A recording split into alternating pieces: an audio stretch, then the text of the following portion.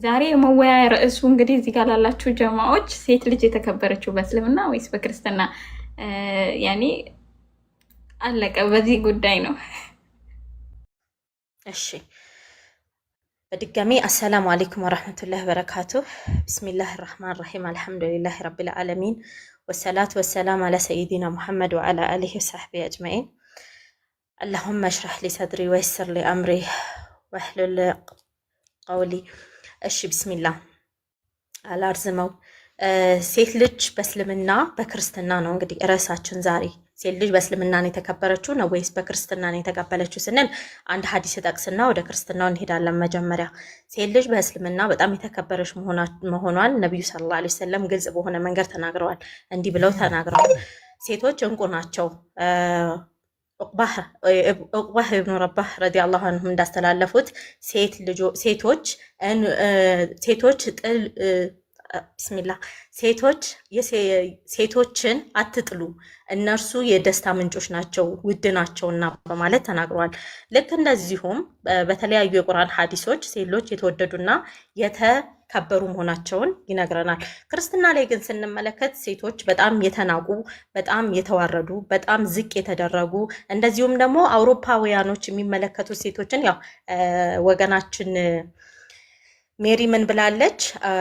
ከሂስቶሪካሊ ማምጣት ትችያለሽ ብላለች። እና ከሂስቶሪካሊ ስናመጣ ሴት ልጅ ከሂስቶሪካሊ ደረጃ በጣም የተዋረደች እና በጣም የዘቀጠች መሆኗን አሪስቶሎክ የግሪክ ፈለስፋ እንደዚህ በማለት ይነግረናል። ሴት ልጅ ያልተሟላች ጎዶሎ ፍጡር ናት ይለናል። ተፈጥሮም ከፍጥረቶች ሁሉ ዝቅ ያለ ቦታ ላይ አስቀምጧታል።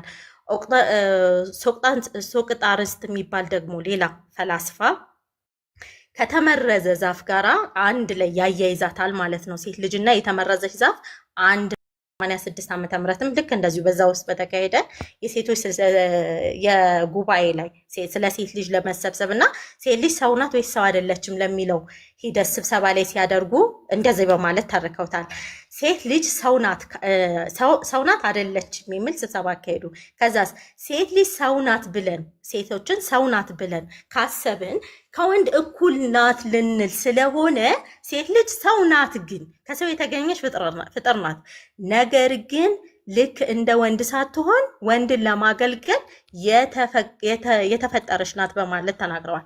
ልክ እንደዚሁም ደግሞ በባይብል ላይ ደግሞ ስንሄድ ክርስቲያን ወገኖቻችን ባይብላቸውን ከፍተው ቢያነቡት ኖሮ እስልምና ላይ ምንም አይነትን ኢስ ባላነሱ ነበር። ምክንያቱም ለምን ካልን ባይብል ሴት ልጅን በጣም አዋርዶ በጣም ዝቅ አድርጎ በጣም የበታች አድርጎ የሚያሳይበት ሂደት ስለሆነ ማለት ነው። ባይብል እንደዚህ በማለት ይናገራል። ሚስት ለባሏ ጌታዬ እያለች እንድትገዛ ህጉ ማለትም ኦሪት ማለት ነው። እርሱ ገዥሽ ነው። እርሱ የተባለው ማን ነው ስንል ባሏ ነው። እርሱ ገዥሽ ነው፣ እርሱ ገዥሽ ነው፣ ያዝሻል አላት። ትታዘዛለች። ከሱ ጋር ለሱ የመታዘዝ ግዴታ አለባት። ያዝሻል። ለወንድ እንድትገዛ እንጂ እንድትናገር አልተፈቀደላትም። በዝግታ ትኑር እንጂ በወንድ ላይ እንድትሰለጥን አልተፈቀደላትም። በማህበር ማለትም ሰዎች በተሰበሰቡበት ቦታ ላይ ሴት ልጅ ዝም ትበል ነው የምትለው። ያው ቢመችኝና ካሜራ ከፍቼ ባሳያችሁ ኖሮ ደስ ባለኝ ነበር። እዚህ ድረስ ክርስትና በጣም ብዙ ኖሮት እንዳለ፣ ነገር ግን አንድ ሁለት ጥቅሶች ብቻ ይሄድላችሁና ከዛ በኋላ ወደ እስልምናው እንሄዳለን ኢንሻአላህ፣ ደቂቃ እንዳያልቅ። ዘፍጥረት 3:16 ላይ ሴቲቱም አለ በሌሎች ጥቅሶች እንዳሉ ሆነ መገዛት የሚቻል ማንም የለውም ይላል። ይሄ እንደ ጥያቄ ነው በኋላ ማቀርብብሽ ሜሮን። አሁን ላይ በደንብ እንደምትዘጋጅበት ተስፋ አደርጋለሁ። እሺ እዚህ ድረስ ከተመለከትን አንድ በጣም የሚገርም ነገር ልንገራችሁ። እሺ ስለ ሰው ልጅ አእምሮ የተፈጠረ በተናገሩት መሰረት ካልሆነ በቀር ሴት የተገዛች ባሏ ጋር አንድ ላይ ስትኖር የእግዚአብሔር መልክ ናት ይለናል። ማን? አጉናስቲዮስ ነው የሚለን። ይሄንን እንግዲህ የክርስቲያኖች ቸርች ፋዘር ከሆነው አንዱ ማለት ነው። እንደዚህ እያለ ይነግረናል። ምን ይለናል? ሴት ልጅ ከወንድ ጋር ስትሆን የእግዚአብሔር አምሳል ናት። በጣም ያሳዝናል። የሚቀጥለው ነገር እሷ ብቻዋን በሚመለከት እንደ ረዳቷ ጥራት በተናጠል ስታይ እሷ የእግዚአብሔር መልክ አይደለችም። ከባሏ ከተለጠለች ሴት ልጅ የእግዚአብሔር መልክ አይደለችም እያለ ይነግረናል። ወንዱ ብቻውን በተመለከተ ግን ሴቲቱ በባህር ከእርሱ ጋር አንድ የምትሆንበትን ሁለት እርሱ ብቻ በሆነ ሙሉ በሙሉም እና ፍጹም በሆነ ሁኔታ የእግዚአብሔር መልክ ነው ይለናል። አግናስጢዮስ ምን እያለ ይናገራል? ወንድ ልጅ ብቻውን ያለ ሴት ልጅ የእግዚአብሔር መልክ ነው፣ ሴት ልጅ ግን ከወንድ ጋር ከሆነች ብቻ ነው የእግዚአብሔር መልክ እያለ ይነግረናል ማለት ነው። አሁንም ሌላኛው እንደዚሁ ከቸርች ፋዘሮች አንዱ ኤፖኖስ የሚባለው ቸርች ፋዘር ምን እያለ ይነግረናል? ሊቅ ነው። ከሴቶች በቀር የዚህ ትምህርት አስተምሮ እነማን ናቸው ይለናል። ሴቶች የማይረጉ ለስህተት የተጋጡ እና ስትስተሳሰባቸው ጥበብ ምናምንቴ ናቸው። ምን የተጋጋጡ እና ስተሳሰባቸው ጠባብ ምናምንቴ ናቸው። ጠባብ አስባችሁታል? ልጅ እንዴት ነው ሲባል ጠባብ ምናምንቴ እየተባለ ይጠራል። ከዚህ ላይ ክርስትናው ልብቃኝ በኋላ ሄድበታለሁኝ። እሺ እስልምና ስንል ከጃሂልያ በፊትና ከጃሂልያ በኋላ እንበለው። ከጃሂልያ በፊት ማለት ነብዩ ሰለላሁ ዐለይሂ ወሰለም ከመላካቸው በፊት የነበረ ዘመንና ከመላካቸው በኋላ የነበረውን ዘመን እንመልከት። ዑመር ረዲየላሁ ዐንሁም ስለ ጃሂልያ ዘመን ይገራል። ዑመር ረዲየላሁ ዐንሁም እንደዚህ ማለት ይናገራል። ቃለ ዑመር ወላሂ ኢን ኩና ፊል ጃሂልያ፣ እኛ በጃሂልያ ዘመን እያለን እኛ ሴቶችን ሳሂህ ሙስሊም ሐዲሱን ታገኙታላችሁ። ሳሂህ ሙስሊም 1479 ላይ ታገኛላችሁ። እኛ በጃሂልያ ዘመን እያለን ሴቶችን እንደ ሰው አንቆጥራቸውም ነበር። መቼ? ጃሂልያ ዘመን እያሉ እንደ ሰው አንቆጥራቸውም ነበረ። አላህ ግልጽ የሆነውን ነገር ግልጽ አድርጎ እስከሚያወርድና የተስተካከለውንም ነገር እስከሚያስተካክል ድረስ በማለት ይናገራል። እስልምና ከ1400 ዓመታት በፊት ሴቶች በጃሂልያ ዘመን በጣም የተዋረዱ፣ እንደ ዕቃ የሚሸጡ፣ እንደ ሸቀጥ የሚሸጡ፣ ባሎቻቸው ሲሞትባቸው እንደ ውርስ የሚወሰዱ፣ በጣም በሚያሳዝን ሁኔታ ላይ የሚሄዱ ነበሩ። ነገር ግን አላህ ነቢዩን ሰለላሁ ዐለይሂ ወሰለም አመጣና ፍትሃዊ ነገር አስቀመጠ ማለት ነው። እስኪ ያንን ፍትሃዊ ነገር እንመልከተው ሲባል የጾታ እኩልነት ነው የመጀመሪያው ፍትሃዊ ነገር። የጾታ እኩልነት በእስልምና ይላል። እስልምና የጥበበኛው አላህ ሃይማኖት ነው። እስልምና የማን ሃይማኖት ነው? የጥበበኛ አላህ ተባረከ ወተዓላ ሃይማኖት ነው። የአላህ እንግዲህ አንዱ በጣም ከሚገርመው ፍትሁ እና ፍርዱ ነገር ምንድን ነው ሲባል እኩል በሆንበት ቦታ ላይ እኩል አደረገን፣ የምንለያይበት ቦታ ላይ ደግሞ በጣም የተለያየን አደረገን ማለት ነው። እርሱም እስኪ እንመልከተው እኩል የሆንበትን ቦታ ላይ ሱረቱ ኒሳ ቁጥር 1 ላይ እንደዚህ ይላል፣ ያ አዩሃ ናሱ ተቁ ረበኩም አለዚ ኸለቀኩም ሚን ነፍሲን ዋሂዳ ይለናል። እናንተ ሰዎች ሆይ ያንን ጌታችሁን ፍሩት። የትኛውን ጌታችሁን? እናንተን ከአንዲት ነፍስ የፈጠራችሁን አምላካችሁን ፍሩት። እሺ ያቺስ ነፍስ ሲባል ከእሷም ደግሞ መቀናጃዋን ሔዋንን ፈጠረ ይለናል። ከዛች ከአንዲት ነፍስ ከአደም ነፍስ መቀናጃዋን ሔዋንን ፈጠረ። ከነሱም ደግሞ ብዙ ወንዶችንና ሴቶችን አብሮ ፈጠረ በማለት አላህ ይነግረናል። እዚህ ጋር የፍጥረታችንን እኩልነት እየነገረን ያለው ማለት ነው። ይሄ እንዳለ ነው። እንደዚሁም ደግሞ ሱረቱል አህዛብ ቁጥር 33ኛው ሱራ ቁጥር 35 ላይ እንደዚህ ይላል፣ ሙስሊሞች ወንዶችና ሙስሊሞች ሴቶች ምእመናንና ምእመናንም ታዛዦችን ወንዶችና ታዛዦች ሴቶችም እውነተኞች ወንዶችና እውነተኞች ሴቶችም ታጋሾች ወንዶችና ታጋሾች ሴቶችም እያለ እኩል ምንዳ እንደሚሰጣቸው መጨረሻ ላይ ምን ይላል? አላህ በብዙ አውሺዎች ወንዶችና በብዙ አውሺዎች አላህ ለነርሱ ምህረትና ታላቅ ምንዳ አዘጋጅቶላቸዋል ይላናል። ይሄ ምንድነው? የቂያማ ቀን እኛ ሰዎች ማለት ነው። እኛ ሰዎች ወንዶችም ሆነን ሴቶች ሙስሊሞች፣ አንድ ሙስሊም ወንድም ሆነ ሴት በወንድና በሴት እኩልነት እዚህ ጋር እኩል ናቸው። ነገር ግን የሚለያዩበት ቦታ ላይ ተለያይተዋል። የሚመነዱበት ቦታ ላይ እኩል ናቸው፣ የሚቀጡበት ቦታ ላይ ደግሞ እኩል ናቸው። በየትኛው መንገድ ነው የተለያዩ ስንል እንመለከተዋለን። እሱን ችግር የለም። እሺ ቢስሚላህ።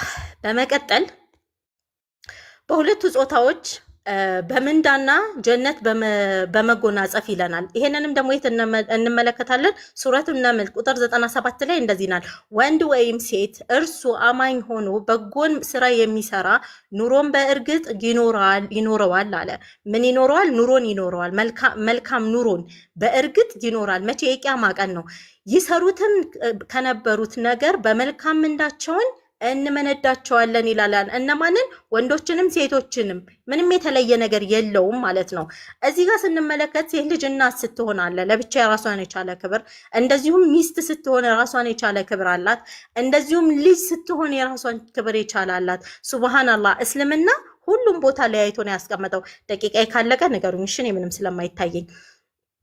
እሺ ሱረቱል ኢስራ ጉዞ ምዕራፍ ሱረቱል ኢስራ ቁጥር 23 ላይ እንደዚህ ይለናል። ጌታም እንዲህ ሲል አዘዘ። አላህ ነው ያዘዘው። እንግዲህ ተመልከቱ። እርሱን እንጂ ሌላን አትገዙ። በወላጆቻችሁም መልካምን ስሩ አለን። በማን ላይ? በወላጆች ላይ። ይሄንን አላህ ከሱ አምልኮ ጋራ የሴትን ልጅ የእናትን ክብር ነው ያስቀመጠው። የተዋረደች ናት፣ የረከሰች ናት፣ ዝቅ ያለች ናት ምናምን አይደለም። ከአላህ አምልኮ ጋራ ምን ያህል ክብደት ቢኖረው ነው? በጣም ክብደት አለው ማለት ነው። ጌታህም እንዲህ ሲል አዘዘ፣ እርሱ እንጂ ሌላን አትገዙ፣ ከአላህ ውጭ ማንንም አትገዙ ካለ በኋላ ወላጆቻችሁን መልካምን ስሩ። በእናንተ ዘንድ ሆኖ አንዳቸው ወይም ሁለታቸው እናት ወይም አባት ወይም ደግሞ ሁለቱም እርጅናን ቢደርሱ አለ ኡፍ አትበላቸው። ይሄ የወላጅ ሀቅ ነው። እስልምና ያስቀመጠው የወላጅ ሀቅ ነው። ለዚህ ነው ከላይ እስልምና የጥበበኛው አላህ ተባረከ ወተዓላ ሃይማኖት ስለሆነ ምን አድርጎታል? መለያየት ባለበት ቦታ ላይ ለያይቶታል። እኩል ማድረግ ባለበት ቦታ ላይ ደግሞ ልክ እንደዚሁ እኩል አድርጎታል ማለት ነው። እፉ አትበላቸው አለ። እንደውም ጭራሽ አትበላቸው ነው ትእዛዝ። አትገላምጣቸውም፣ ወላጆቻቸውን እንዳትገላምጡ በማለት ነው የሚያዘው። ነገር ግን ኢየሱስ ክርስቶስ ግን ማቴዎስ ላይ ምን ሲለን? አንቺ ሴት ሆይ ከኔ ምን አለሽ ይላታል እናቱን። በጣም ያሳዝናል። እስልምና ላይ በደንብ እንመጣበታለን እሱ ቦታ። እሺ ለእርሱም መልካም ቃል አትናገራቸው፣ ለእነርሱም መልካም ቃልን እንጂ ሌላን አትናገራቸው፣ በቃ እነሱን አትገላምጣቸው በማለት አላህ ያዛል። እንደዚሁም 24 ላይ ደግሞ ለሁለቱ እዝነትን አዋርድላቸው፣ ከእዝነት ክንፍ ዝቅ በልላቸው፣ ያኔ ተናነስላቸው፣ የበታች ሁንላቸው በማለት እስልምና የእናትን ወይም የወላጅን ክብር እንደዚህ አድርጎ ከፍ አድርጎ ያሳየናል። ክርስትና ላይ ግን ስንሄድ ግን ምንም ስለ ወላጅ ክብር የምናየው ነገር አይኖርም። እንግዲህ ሜሪ ካላት ታሳየን ይሆናል ማለት ነው።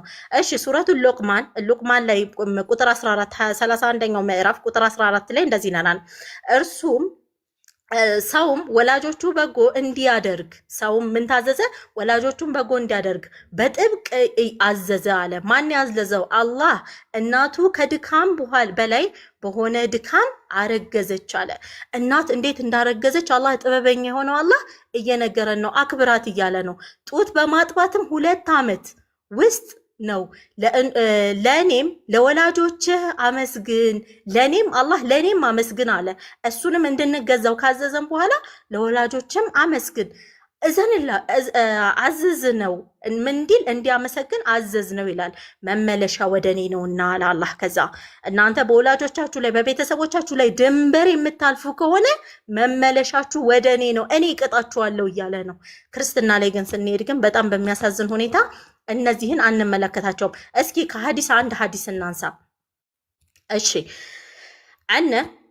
أن عمر رضي الله عنهم أن رسول الله صلى الله عليه وسلم قال أن عمر رضي الله عنهم قال عمر رضي الله عنهم እንደዚህ በማለት ተናገረ። جاء رجل عند ወንድ ልጅ ወደ ነብዩ صلى الله عليه وسلم ዘንድ መጣ። አለቀ ይቃልቋል ጀዛኪላ ኸይረን ጀዛ። አላህ አጅር የምታገኝበትን ያደርግልሽ ኢንሻአላህ። ሜሮን ያው ቪዲዮ ተከፍቶላታል፣ አብዱ ሲከፍት ነበረ። ስለዚህ ትልቁ ላይ አርጓትና ሜሮን ቪዲዮ ከፍታ ታሳየናለች ማለት ነው። ውይይቱን 15 ደቂቃ ያዥላት ፖዚታ አርግነት እንዳልኩት ልክ መጽሐፍ ቅዱስና ቁርአን ሲከፍት ቪዲዮውን ከፍተዋለ፣ ችግር የለውም። ጀስ የኔን ሐሳብ ላስቀምጥ ነው። ያሳይሽ ማለት ሰው እንዲማርበት ማለት ነው፣ ሌላ ነገር አይደለም። ሰው እንዲማርበት። ኦኬ በትልቁ አርጓት ከፍታለሁኝ። እንትን ስል አንዴ ካሜራውን እንዲሁ ፖዚ ለኔ አድሚን ስጪኝ ለጊዜው ጊዜም ቢሆንም ኡስታዙና ፎሎ ስላልመለስክልኝ እኮ እምቢ ብሎኝ ነው። ጀምሪ በይ ዝግጁ ስቶኝ። እሺ ጀምሪው። የራሴን ሀሳብ አስቀምጥና ልክ ማብራሪያ ድምፅሽ ታፍኗል። እሺ ማይክሽን አስተካክሊ። እሺ ማብራሪያዎቼ ላይ ስገባ ቪዲዮ ከፍታለሁኝ። ማይ ቴክ ሚ 5 ሰከንድ። ያው ሌላ ሰው ነው እሷ የከፈተላት፣ ለእሷ አመቺ ነበረ። ከሚከፍልሽ ሰው ካለ ችግር የለውም። ሜሮን የለኝም አላዘጋጀም ከፋች ምናምን። እሺ ስለዚህ ክፍሽና ቪዲዮ ጥቅሶቹ ላይ እየከፈተች ነበር ስታሳይ የነበረው። አንቺም ደግሞ ላይ ከፍታለሁ።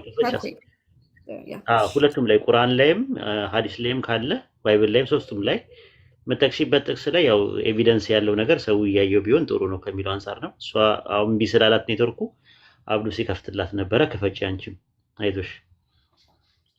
ችግር የለውም ከፍታለሁ። አንድ ጊዜ እንትኑን ለማምጣት ብዬ ነው። እሺ ቆይ ጀምሪው አንዴ። ያው ቪዲዮ እየከፈቱ እያሳዩ ምናምን እንትን ቆይ አንዴ 5 ሰከንድ። እሺ ልጀምርና አንድ ጊዜ እንትኑን ስገባ ከፍታለሁኝ ማለት ነው። አንዴ እሺ ልጀምር። አስቀምጭልኝ 15 ደቂቃ ተቀምጧል እንዴ? አስጀምሪው እንደገና። አላየሁም፣ የራሴ ላይ ያየው ነበር፣ አንቺ ጋር አልነበረም። ይቅርታ አንዴ ባካፕር። ሰላም አክብራችሁ ጊዜያችሁን ሰውታችሁ እዚህ እኛን ልትሰሙና ልታዳምጡ የመጣችሁ ሁላችሁንም ሰላም ብያለሁ። ክርስቲያኖች፣ ሌሎች ወገኖች ሙስሊሞች ደግሞ አሰላሙ አለይኩም ብያለሁ። ዛሬ እኛ እዚህ የተሰበሰብነው በጣም ጠቃሚና መሰረታዊ የሰው ሕይወት ጉዳይ ለመወያየት ነው። ትንሽ ጊዜ ፈጅቶብን ነበር። ይሄ ጉዳይ ስለ ሴት በሃይማኖት ውስጥ ያላትን ክብር ነው፣ በክርስትናና በእስልምና እና ዛሬ በግልጽ መልኩ የምቆምበት አቋም ይሄ ነው። የትኛው አቋም ነው? ክርስትና ሴትን እንደ እግዚአብሔር ፍጡር በኩል ክብር የሚያሳየው የሚያከብረው ሃይማኖት ነው ብዬ ነው። ይሄ የኔ ክሌም ነው። ስለዚህ እሱን አስረዳለሁ ቀስ እያልኩኝ ማለት ነው። ይሄ ባይዘዌ መጽሐፋችን ላይ የተቀመጠ ነገር ሳይሆን በታሪካዊ በህይወት በግልጽ የሚታይ አስተምሮ ነው ማለት ነው። አንድ ዘፍጥረት 1:27 ላይ ምን ይላል? የራሴን ጥቅስ ስለሆነ ላነበው ነው። እግዚአብሔር ሰውን በምስሉ ፈጥሯል፣ ወንድና ሴት አድርጎ ይላል። ስለዚህ ይቅርታ እየከፈተ ተብሏል። የረሳሽው ራስሽ ይሄን እሺ እሱን ከፍታ እሺ አንድ ጊዜ የመጽሐፍ ቅዱሴንም ስቀድም እሷ ለተወሰነ ጊዜ አውርታለች ያለ ቪዲዮ እንትኑን ቁርአኑ ላይ ምናምን ስገባ ከፍታለ ቪዲዮ 2 ደቂቃ ከዚህ በኋላ ማለት ነው። ምን ይላል? ዋናው ሐሳቡን ለማስቀመጥ ነው። ጥቅስ ኮት እያረኩ አይደለም። እግዚአብሔር ሰውን በአምሳሉ እንደፈጠረ ይናገራል። እኩል አድርጎ በአምሳሉ ነው የፈጠረው። በቃ ሴት ልጅ የእግዚአብሔር አምሳል ነች። ስለዚህ ይሄ ምንን ያሳያል? ሴት ልጅ ንብረት ወይም ዝቅተኛ ፍጡር አይደለችም፣ አለመሆኗን ያሳየናል። ሙሉ ክብር ያላት ፍጡር ናት ማለት ነው። አንደኛ በክርስትና ሴት ልጅ ለምን ተፈጠረች? ይሄንን ያው እህታችን ዋይመን አልገለጸችም። ሴት ለምን እንደተፈጠረች እስልምና ያስተምር አያስተምር እዚህ ጋር አልገለጸችልን። እኛ ግን እንግለጽላችሁ። ሴት የተፈጠረችው ረዳት ለመሆን ነው። ለወንድ ልጅ ረዳት ልትሆን ተፈጠረች ይላል። ወንድ ልጅ ብቻውን ይሆን ዘንድ መልካም አይደለም፣ ለእርሱ የምትሆን ረዳት እንፍጠርለት ብሎ መጽሐፍ ቅዱስ ስለሚናገር ማለት ነው። አጋዥ የሚለው ቃል ደግሞ የዕብራይስጥ ቃል ኤዜር የተባለው ረዳት የሚለው ለእግዚአብሔርም ተጠቅሷል። ምን በሚል? እስራኤልን ሲረዳ እግዚአብሔር ኤዜር የሚባለውን የዕብራይስጥ ቃል ተጠቅሟል። ስለዚህ ዝቅተኛነትን አያሳይም፣ ረዳት መሆን ማለት ነው። አጠር አድርጌ ኢየሱስ ክርስቶስም ደግሞ ሴትን በአዲስ መልክ እንዳከበረ መጽሐፍ ቅዱሳችን ይናገራል። ለምሳሌ በዘመኑ ማህበረሰቦች ሴቶች በብዙ ነገር ተገድበው የሚኖሩበት ዘመን ነበረ። ኢየሱስ ክርስቶስ ግን ይሄን እይታ መንገዱን ቀይሮ አሳየን ማለት ነው። እንዴት አድርጎ ስንል ሴቶችን በግልጽ ያስተምር ነበረ። ከሴቶች ጋር ይነጋገር ነበር፣ አክብሮ ይነጋገር ነበር። እንደገና ደግሞ ሴቶችን በታሪክ ውስጥ አስፈላጊ ምስክሮች አድርጓል። ይሄ ሴት ከተገደበ ሁኔታ ወደ ክብር መምጣቷን በጣም ክሊር አድርጎ ያሳያል ማለት ነው። ሶስተኛ ነገር ደግሞ ሴት በክርስትና እናት ናት፣ ባለቤት ናት፣ ልጅ ናት። በከፍተኛ ክብር ይመለከታታል መጽሐፍ ቅዱስ ወር ደግሞ ሃይማኖታችን። ለምን? የህይወት ምንጭ ናት። ይህንን ነገር ከኦፖነንቴ አብረን ከገባችሁ ግማይመን አላገኘሁኝም ማለት ነው። ምንድን ነው የሴት ልጅ የህይወት ምንጭ መሆኗን የሚገልጽ ቁርአን አለ ወይ የሚለውን ነገር በኋላ ጠይቃታለሁ ሪበትን ላይ ወይ ደግሞ ጥያቄና መልስ። ሴት ልጅ የቤተሰብ መስራች ናት። ፍቅር፣ ሰላም የሚፈልቀው ከእርሷ ነው። ለምን? ምንጭ ስለሆነች ማለት ነው። ጥቅሶቼን ለመጥቀስ ልክፈትላችሁና የመጽሐፍ ቅዱስን ወደ ቁርአን ደግሞ ሌላ ቦታ ሄዳለሁኝ። እንዴ ቪዲዮን ለመክፈት 2 ደቂቃ አንድ ሰከንድ 10 ሰከንድ ልገልብጠው እንዴ። እሺ ጥቅሶቼን ላቀርብ ነው። ሴቭ ከታያችሁ ሌትሚ ነው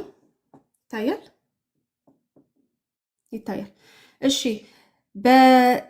በምሳሌ ቁጥር 28 ምዕራፍ 28 መሰረት ምን ይለናል?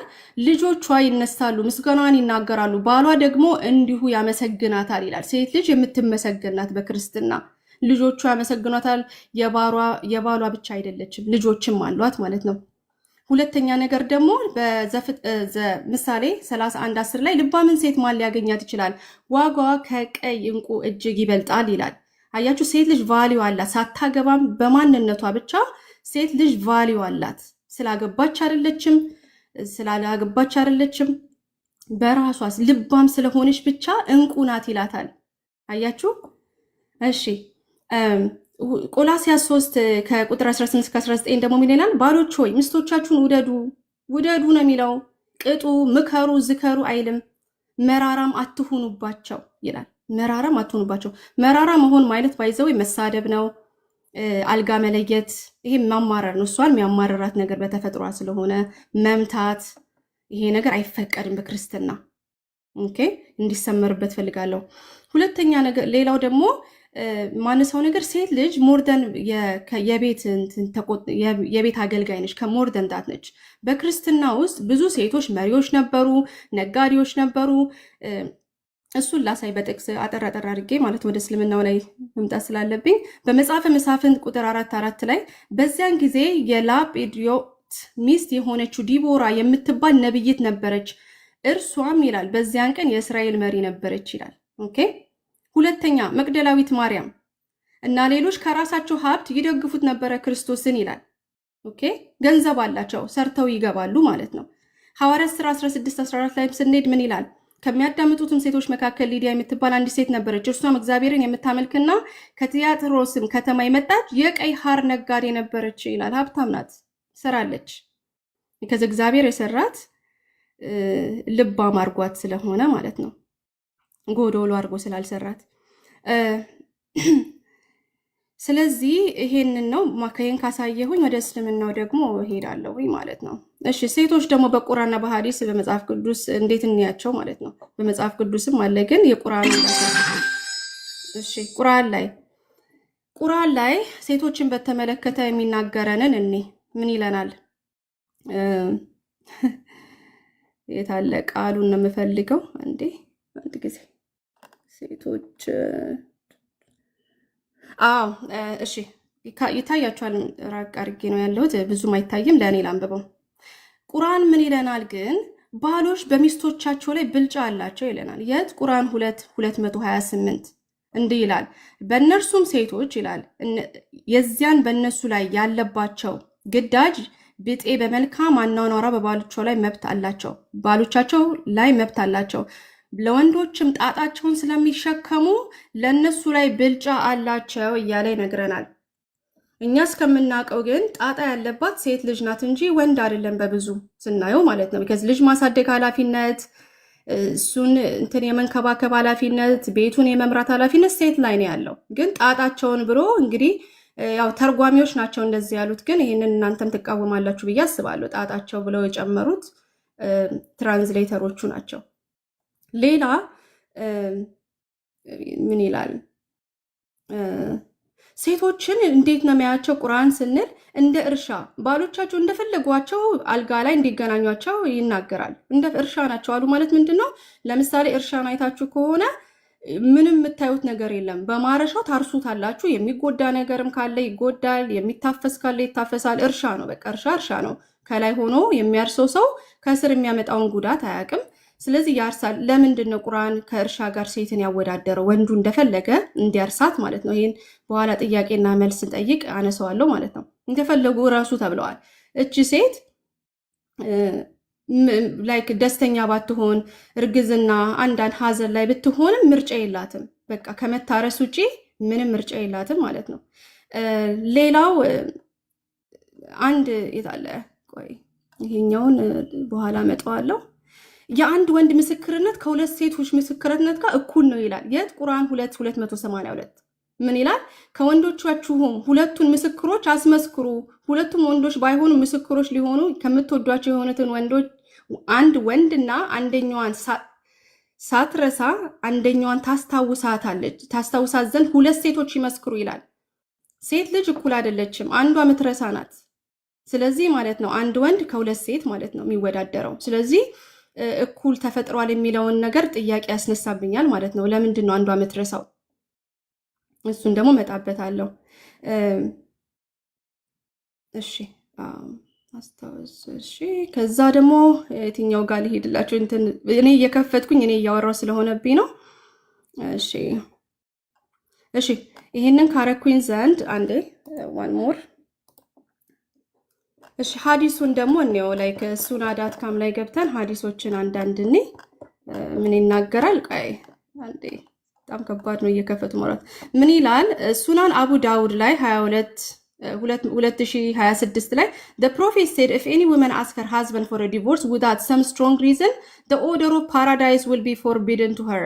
አያችሁ ስትሮንግ ሪዝን ከሌላት መንግስተ ሰማያት ለሱ አይደለችም እያለ ነው። ምንድነው መዳኗ ሁሉ ነገር የተያያዘው ባሏን ከማስደሰት እሱ ጋር ከመኖር የተያያዘ ነው ማለት ነው። ይሄ ደግሞ ፌርነስን አያሳይም። ሌላው አንድ ጊዜ ምን ይላል? the prophet said a woman who make a woman the ruler will never be successful ይላል። ሴትን መሪ ያደረገ መቼም አይሳካለትም ይላል። መጽሐፍ ቅዱስ ግን እንደዛ አይለንም። ገባችሁ? ለምንድን ነው ሴት ልጅ እንዲህ የምትባለው? ለምንድን ነው ሰክሲድ አታደርግም የሚባለው?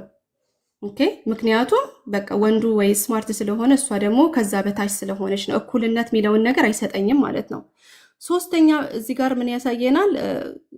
ሱናን ኢብኒ መጃ 15:74 ላይ ምን ይለናል?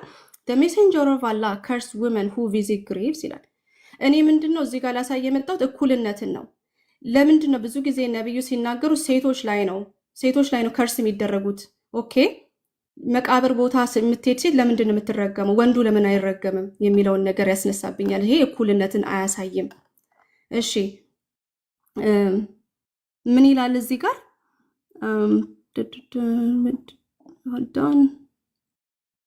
ይሄንን አንብቤላችኋለሁኝ። ቅርታ ኦኬ እዚህ ጋር ሴት ልጅ የጸሎትን እንኳን እንደምታበላሽ ይናገራል። ሳሂ ሙስሊም 510 ላይ the messenger of Allah said when any of you stand for prayer and there is a thing before him equal to back of the saddle that covers before him a thing equal to the back of the saddle his prayer would be cut off by passing on an ass ይላል። አህያ ማለት ነው።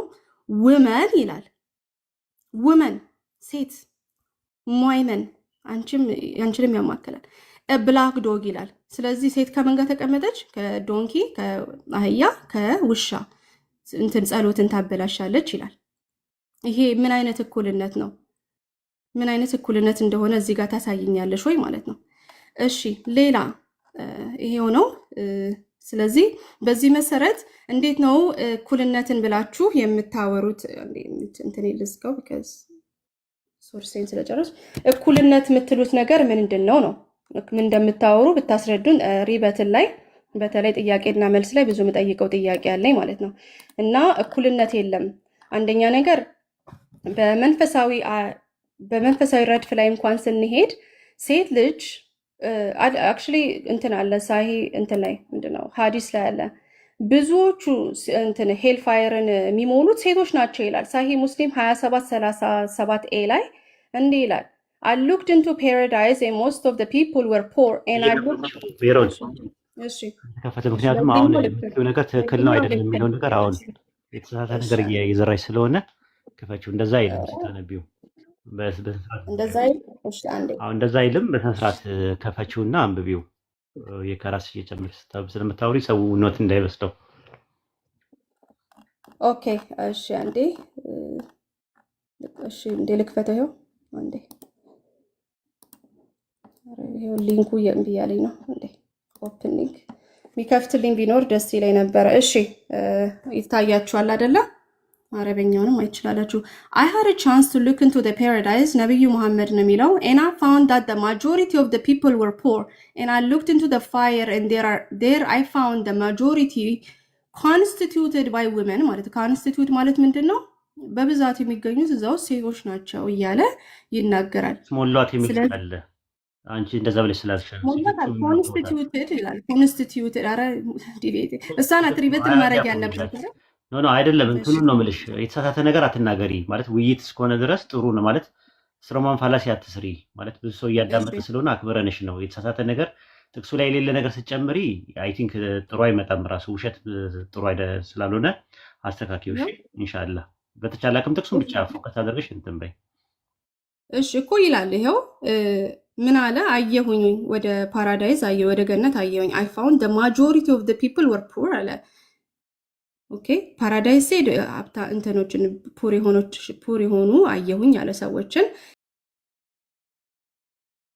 and there I found the majority constituted by women ይላል። በብዛት ኮንስቲቲዩትድ ያደረጉት ሴቶች ናቸው። እዛ ውስጥ ያየውን የተናገረው የቪዥን ነው። ስለዚህ ለምንድን ነው ሴቶች እዛ የሚገኙት? እኩል አይነት ህግና ስርዓት ከተሰጣችሁ እሱን የምትደነገጉ ከሆነ ለምንድን ነው ማጆሪቲ ሴት ሲኦልን ኮንስቲቲዩት ያደረገው የሚለውን ነገር ይሰጣል ማለት ነው። እምነታችሁ እኩል ከሆነ ሰዓቴ አልቋል እና ሪዚዩም ማድረግ እችላለሁ። ጨርሻለሁ። እናመሰግናለን። ያው ጥቅሶቹ ባስት ማጆሪቲው ማጆሪቲ ነው እንጂ ጀነትን እንኳን አንዴ ጀነትን የሞሉት ሴቶች ማን ነው ጀሃነም የሞሉት ሴቶች ናቸው የሚል እንትኑ ላይ የለም። አይ ቲንክ እሷም እሟይመንም እንደዛ ብትልና የተሳሳተ ነገር ብታስቀምጥ ትታርማለች ማለት ነው። ምክንያቱም ውይይት ላይ ስለሆነ የተሳሳተ ነገር መኖር የለበትም። ባለው ነገርና በምታምኑት ነገር ነው መሞገት ያለባችሁ። ኦኬ ጥሩ 15 ደቂቃ ማን ነው 10 ደቂቃ ላይ ተነጋገራችሁት የእንትኑን ሪባትል ሴሽን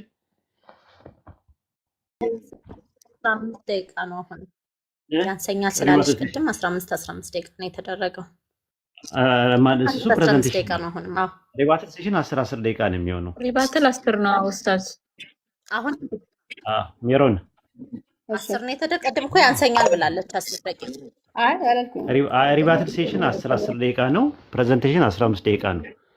እንደዛ ነው የማውቀው እኔ። መጨመር ከፈለጋችሁ ይጨመርላችሁ። ምክንያቱም እንትን እንዳይሰለች ሰው ማለት ነው በጣም ሲረዝም። እሺ ስለዚህ አሁን ምንድነው እሟይመን የምታረጊው እሷ በተናገረችው ነገር እሷ የተናገረችውን በአጠቃላይ ነጥብ ያሻቸውን ታፈርሻለሽ ማለት ነው። ይሄ ይባላል ሪባትል ሴሽን ወይም ደግሞ በአማርኛ ግብረ መልስ ይባላል። 10 ደቂቃ ተወስጃለሽ ማለት ነው። ይሄን ይመስላል። እሺ ቢስሚላህ በድጋሚ እሺ ጀምሪ ፎዚታ አስጀምሪው። እንደቀደሙ ሲቋረጥ ነገሩኝ። ያው እኔ ካንተን እያደረኩ እየተጠቀምኩ ስለሆነ አሁንም ቪዲዮ መክፈት የሚችል ሰው ካለ ወደ ላይ ቢወጣ ደስ ይለኛል። እሺ አሁን ወደ ሄደችበት ጥያቄ እንመለስና በመጀመሪያ ደረጃ ሴት ልጅ ለምንድን ነው የተፈጠረችው? እስልምና ላይ ሴት ልጅ ለምን እንደተፈጠረች አይናገርም ማለች። አላህ ተባረከ ወተዓላ በሱረቱ ዛሪያት ቁጥር 56 57 እስከ 58 ላይ ምን ብሎ ተናግሯል? ግልጽ በሆነ ሁኔታ ወማ ኸለቅቱ ጂነ ወልኢንሰ ኢላ ሊዕቡዱኒ፣ እኔ የሰውን ልጅም ሆነ ጂኖችን የፈጠርኩት ሊገዙኝ እንጂ ለሌላ አልፈጠርኳቸውም ብሎናል አላህ ተባረከ ወተዓላ። ወገናችን ሜሮን ግን ምንድን ያለችው? እኛ ሴቶች የተፈጠርነው እናመሰግናለን ሜሮን ስለመሰከርሽ፣ እኛ ሴቶች የተፈጠርነው ወንዶችን ማገልገል ብቻ ነው ብላናለች። ወንዶችን ማገልገል ነው እናንተ የተፈጠራችሁ። እኛ ሙስሊሞች ግን አላህ እንደተፈጠርንበት የነገረን ምንድነው? እኔ ጅንንም ሆነ ሰውን የፈጠርኩት እኔ ሊገዙኝ ነው በማለት ስለ ፍጥረት ጨርሻለሁ ይመስለኛል። ብዙም ማንዛዛት አያስፈልገውም። በመቀጠል ሁለተኛ ደረጃ ላይ ሜሮን በሚያሳዝን ሁኔታ ምን አለች? ሴት ልጅ እርሻ ናት ይላል ቁርአን አለችና ይሄንን ስመለከት ደግሞ በጣም ነው ያዘንኩት። ምክንያቱም ባይብልሽን ብትመለከች ኖሮ እርሻ ናት አትይም ነበረ። አንደኛ ቀሌሜንጦስ መጽሐፈ ቀሌሜንጦስ ቁጥር 10 ምዕራፍ 10 ቁጥር 50 ላይ እንደዚህ ይላል፣ አንቺ እርሻ ራስሽን ጠብቂ፣ ሌላ ዘር አትጨምሪ፣ የሚያጽናናሽና ከዘርሽ የሚያረጋጋሽ ባልሽ ብቻ ነው ይላል። ጨረሰ በቃ። አንቺ እርሻ እያለ እግዚአብሔር ሴት ልጅ ይጠራታል። ይሄ ውርደት ነው ወይ ከተባለ ኖ አይደለም። ለምንድን ነው ሴት ልጅ እርሻ የተባለችው ከተባለ ሴት ልጅ ልክ እርሻ መሬት ልክ ዘር ሲሰጣት ዘርን እንደምታፈላ ቡቃያን እንደምትሰጥ ሁሉ ሴት ልጅም ደግሞ የወንድ ልጅ ዘር ሲሰጣት ልጅ አድርጋ ታወጣለች። ስለዚህ እርሻ ተባለች። ይሄ ምንም የሚያሳፍር ነገር የለውም፣ ሊያሳፍርም አይችልም ማለት ነው። ያ ወገናችን ሜሪ ይሄንን የተናገርሽበት ምክንያት እርግጠኛ ነኝ ባይብልን አላነበብሽም ብዬ ልለፈው። በዛ ነው እንትን ምለው። እስካሁን ድረስ እኔ ገድላትን ምንም ነገር እያመጣውብሽ አይደለም፣ እዚህ ጋር ብቻ ባለው ማለት ነው። ይሄ ብቻ ይበቃሻል ብዬ አስባለሁ ስለ እርሻ ቦታ ላይ ስናወራ። እሺ ሌላ ደግሞ የተናገረችው ምንድነው? ሴቶች ጀሃነም ይገባሉ አለች። ሴቶች በመፈጠር ደረጃ ብዛት ናቸው። በመፈጠር ደረጃ ሴቶች ከወንዶች ይበዛሉ ወይ ካለን፣ አዎ ይበዛሉ። ይሄ ግልጽ የሆነ ነገር ነው። ሴቶች ከወንዶች በጣም ብዙ ናቸው። ታዲያ በዚህ በብዛታቸው በሚያጠፉትም ሴቶች በጣም ያጠፋሉ። ያ ማለት ወንዶች ጀሃነም አይገቡም ነው ወይ ከተባለ፣ ወንዶችም ጀሃነም ይገባሉ። ምክንያቱም እያንዳንዱ ሰው የስራውን ዘር ስለሚያገኝ ማለት ነው። አንድ ሰው መልካምን ስራ ከሰራ፣ ቅድም ጠቅሼ ነበር፣ መልካምን ስራ ከሰራ ምን ይሆናል? ኸይርን ነገር ጀነትን ይመነዳል። መጥፎን ስራ ደግሞ ከሰራ ደግሞ ጀሃነምን ይመነዳል ማለት ነው። ሴቶች ደግሞ በተፈጥሯችን ዋሸታናችን ነን፣ አስተባባይ ነን፣ አጥፊዎች ነን። ስለዚህ በእንደዚህ አይነት ሁኔታ ምን ተባለን? ጀሃነም ላይ ትበዛላችሁ ተባልን። ነገር ግን አጠቃላይ ጀሃነም እንሞላለን ወይ ከተባለ አይደለም። አጠቃላይ ጀሃነም እንሞላለን ሳይሆን አብዛኞቹ ሴቶች ጥፋትን ስለምናጠፋ እንደዚሁም ደግሞ በጣም ከሃዲዎች በጣም ውሸታሞች ስለምንሆን በዛ ሁኔታ ነው። እነዛን ግን ያልሆኑትን ቅድም ጠቅልሽልሽ ነበር። አላህ ተባረከ ወተዓላ በሱረቱል ሙእሚኑን ምን አለ? ቀድ አፍለሐል ሙእሚኑን አለ። በእርግጥ ሙእሚኖች እነዛ አማኞች ነው ያለው አላህ። አማኝ ወንዶች ኖ አይደለም፣ አማኝ የሆኑ ሰዎች ቀድ አፍለሐል ሙእሚኑን አማኞች በእርግጥ ነጃ ወጡ አለ። ከምን? ከጀሃነም እሳት ነው ነጃ የወጡት። ከምንድን ነው ነጃ የወጡት ሲባል ከጀሃነም እሳት ነው ነጃ የወጡት። ከዛ እነዛ አማኞች ደግሞ እነማን ናቸው ስንል ዝቅ ብሎ ምን ይለናል? አንድ ነገር ይናገራል። እነዛ አማኞች እነዛ ነጃ የሚወጡ አማኞች በሁለተኛ ደረጃ ቁጥር 2 ላይ ምን ይላል መሰለሽ ሚሮን? ቁጥር 2 ላይ እንደዚህ ይለናል። እነዛ ነጃ የሚወጡ አማኞች ሁለተኛው እነዛ እንዲ አልባሌ ነገርን የማይፈልጉ ናቸው ይለናል። እነዛ ወንዶችንም ሴቶችንም ያካትታል። በሶስተኛው ቁጥር 3 ላይ ብልቶቻቸውን የሚጠብቁ ናቸው አለ። ሐፊዘን ሊፉሩጅሂም ብልቶቻቸውን የሚጠብቁ ያኒ ዝሙት የማይሰሩ አለ። ስለዚህ ሴትም ወንድም ጀሃነም ይገባሉ። ሴቶች ጀሃነም የሚገቡበት ሁኔታ ይሄ ነው ማለት ነው። ጥያቄሽን የመለስኩት ይመስለኛል። ነገር ግን ኤፌሶን ምዕራፍ 5 ቁጥር 22 እስከ 24 ድረስ እንዲህ ይለናል። ይህ ጥቅስ የባልን የራስ ይህ ጥቅስ ሴት ልጅ የባል ራስ እንደሆነች ይናገራል።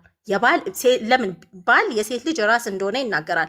አዛዧ ነው፣ አለቃዋ ነው፣ የበላይዋ ነው። ለምንድን ነው ሴት ልጅ የበላይ የምትሆነው? ማለት የፈጠራት አምላክ እስከሆነ ድረስ ባሏ እስካልፈጠራት ድረስ ለምንድን ነው ለሱ የምትገዛው? ለምንድን ነው ለሁለት አካል የምትገዛው ነው ጥያቄው። ይሄ በሁለተኛ ደረጃ። ሁለተኛ ሴት ልጅ የተዋረደች የረከሰች ናት ይለናል። እሷ የነካችው ነገር በሙሉ የረከሰ የተዋረደ ነው ይለናል። እና ለምንድን ነው ይህንንስ ነገር የሚናገረን ባይብል? ምክንያቱም ለምን ከተባለ ሴትንም እኮ ወንድንም የፈጠረው እራሱ እግዚአብሔር ስለሆነ ማለት ነው። ቅድም አንስቼልሽ ነበረ። አንደኛ ጴጥሮስ ምዕራፍ 3 ከቁጥር 5 እስከ 6 ድረስ እንዲህ ይላል።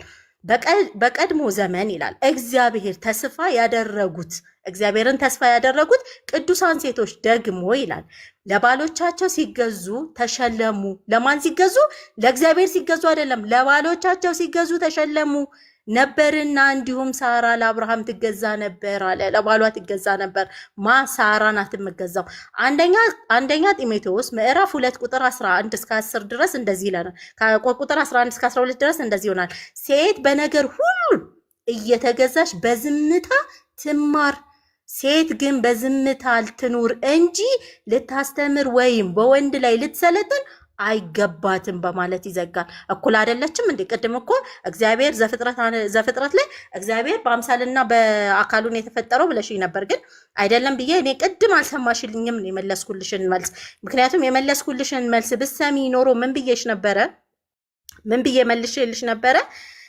ሴቷ ከወንድ ጋር ስትሆን የእግዚአብሔር አምሳል ናት። ብቻዋን ግን ስትሆን ግን የእግዚአብሔር አምሳል አይደለችም ብዬ ነግሬሽ ነበር ማለት ነው። እሺ እሱ ያነሳቻቸው አንድ ሁለት እንትኖችን የመለስኩላት ይመስለኛል፣ የቀረ ነገር ከሌለ ምናልባት። እሺ ሴት ልጅ የምትገዛው ለአምላኳ ነው ወይስ ለባሏ ነው የምትገዛው? አንዱን ብትመርጭልን ደስ ይለናል። ምክንያቱም ኤፌሶን ቁጥር 5:22 ላይ ምን ይላል? ሚስቶች ሆይ ለጌታ እንደምትገዙ፣ ለማን እንደምትገዙ? ለጌታችሁ፣ ለአምላካችሁ፣ ለፈጣሪያችሁ እንደምትገዙ ለባሎቻችሁ ተገዙ። ምን ማለት ነው? እንዴት ነው ለባሌ ነው የምገዛው ከፈጣሪ እኩል? አይሆንማ። ይሄ እኮ መሆን አይደለም እንዴ! እንዴት ነው እኔ ከፈጣሪ እኩል ለባሌ የምገዛው ማለት ነው? ልክ እንደዚሁም ደግሞ ሴት ልጅ ይላል በማገናዘብ ደካማ ናት። በምን ደካማ ናት? በማገናዘብ ደካማ ናት። ስለዚህ ከእሷ ጋር ስትኖሩ በምን ኑሩ ይላል እግዚአብሔር? በማስተዋል ኑሩ። ምክንያቱም ሴት ልጅ አታገናዝብምና ያየችውን የሰማችውን አሜን ብላ ትቀበላለች ይላል።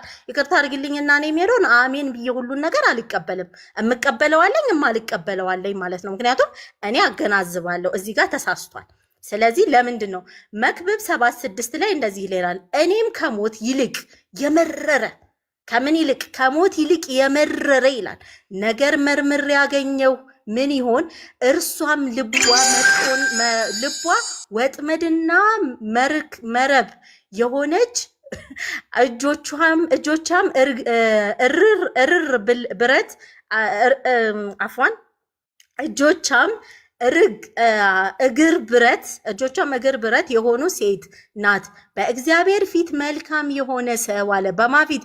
በእግዚአብሔር ፊት መልካም የሆነ ሰው ያመልጣል። ከማ? ከሴት ነው የሚያመልጠው። ኃጢአተኛ ግን ይወድቅባታል አለ። ምን አለ? ኃጢአተኛ ግን ይወድቅባታል። ጳውሎስ ነው ይሄን የተናገረው። ደቂቃ ካለቀ አስቁሙኝ ስለማላይ። ሴት በተፈጥሮዋ አለ። አሁንም ይሄው ድጋሚ ሴት በተፈጥሮዋ ደካማና ኃጢአትንም ጭምር እርሷ እንደሆነች እና የታለለች እሷ እንጂ ወንድ አይደለም። የታለለችው ማናት? እርሷ ናት ይላል። እዚህ ጋር ስለማን እያወራን ነው ስንል ስለ ሔዋን ነው እያወራ ያለው። ሴት ደካማ ናት እያለ ነው። እና ባይብልሽ ደካማ ነሽ አርፈሽ ተቀመጪ እያለች ነው እንደውም። እሺ የጴጥሮስ መልእክት ላይ እንግባና እንደዚህ ይላል፣ እንዲሁም እናንተ ባሎች ሆይ ይላል። ይኸውናልሽ እንዲሁም እናንተ ባሎች ሆይ እሺ ደካማ ፍጥረት ስለሆኑ አለ። እነማ ደካማ ፍጥረት ስለሆኑ ከሚስቶቻችሁ ጋር በማስተዋል አብራችሁ ኑሩ። ከማ ጋር? ከሚስቶቻችሁ ጋር በማስተዋል። እንዴት ነው በማስተዋል? እስኪ እስልምና ላይ እንሂድና ይህንን ነገር እንየው፣ እንመልከተው እንበል። እሺ ነቢዩ ሰለላሁ ዐለይሂ ወሰለም እንደዚህ በማለት ተናግሯል።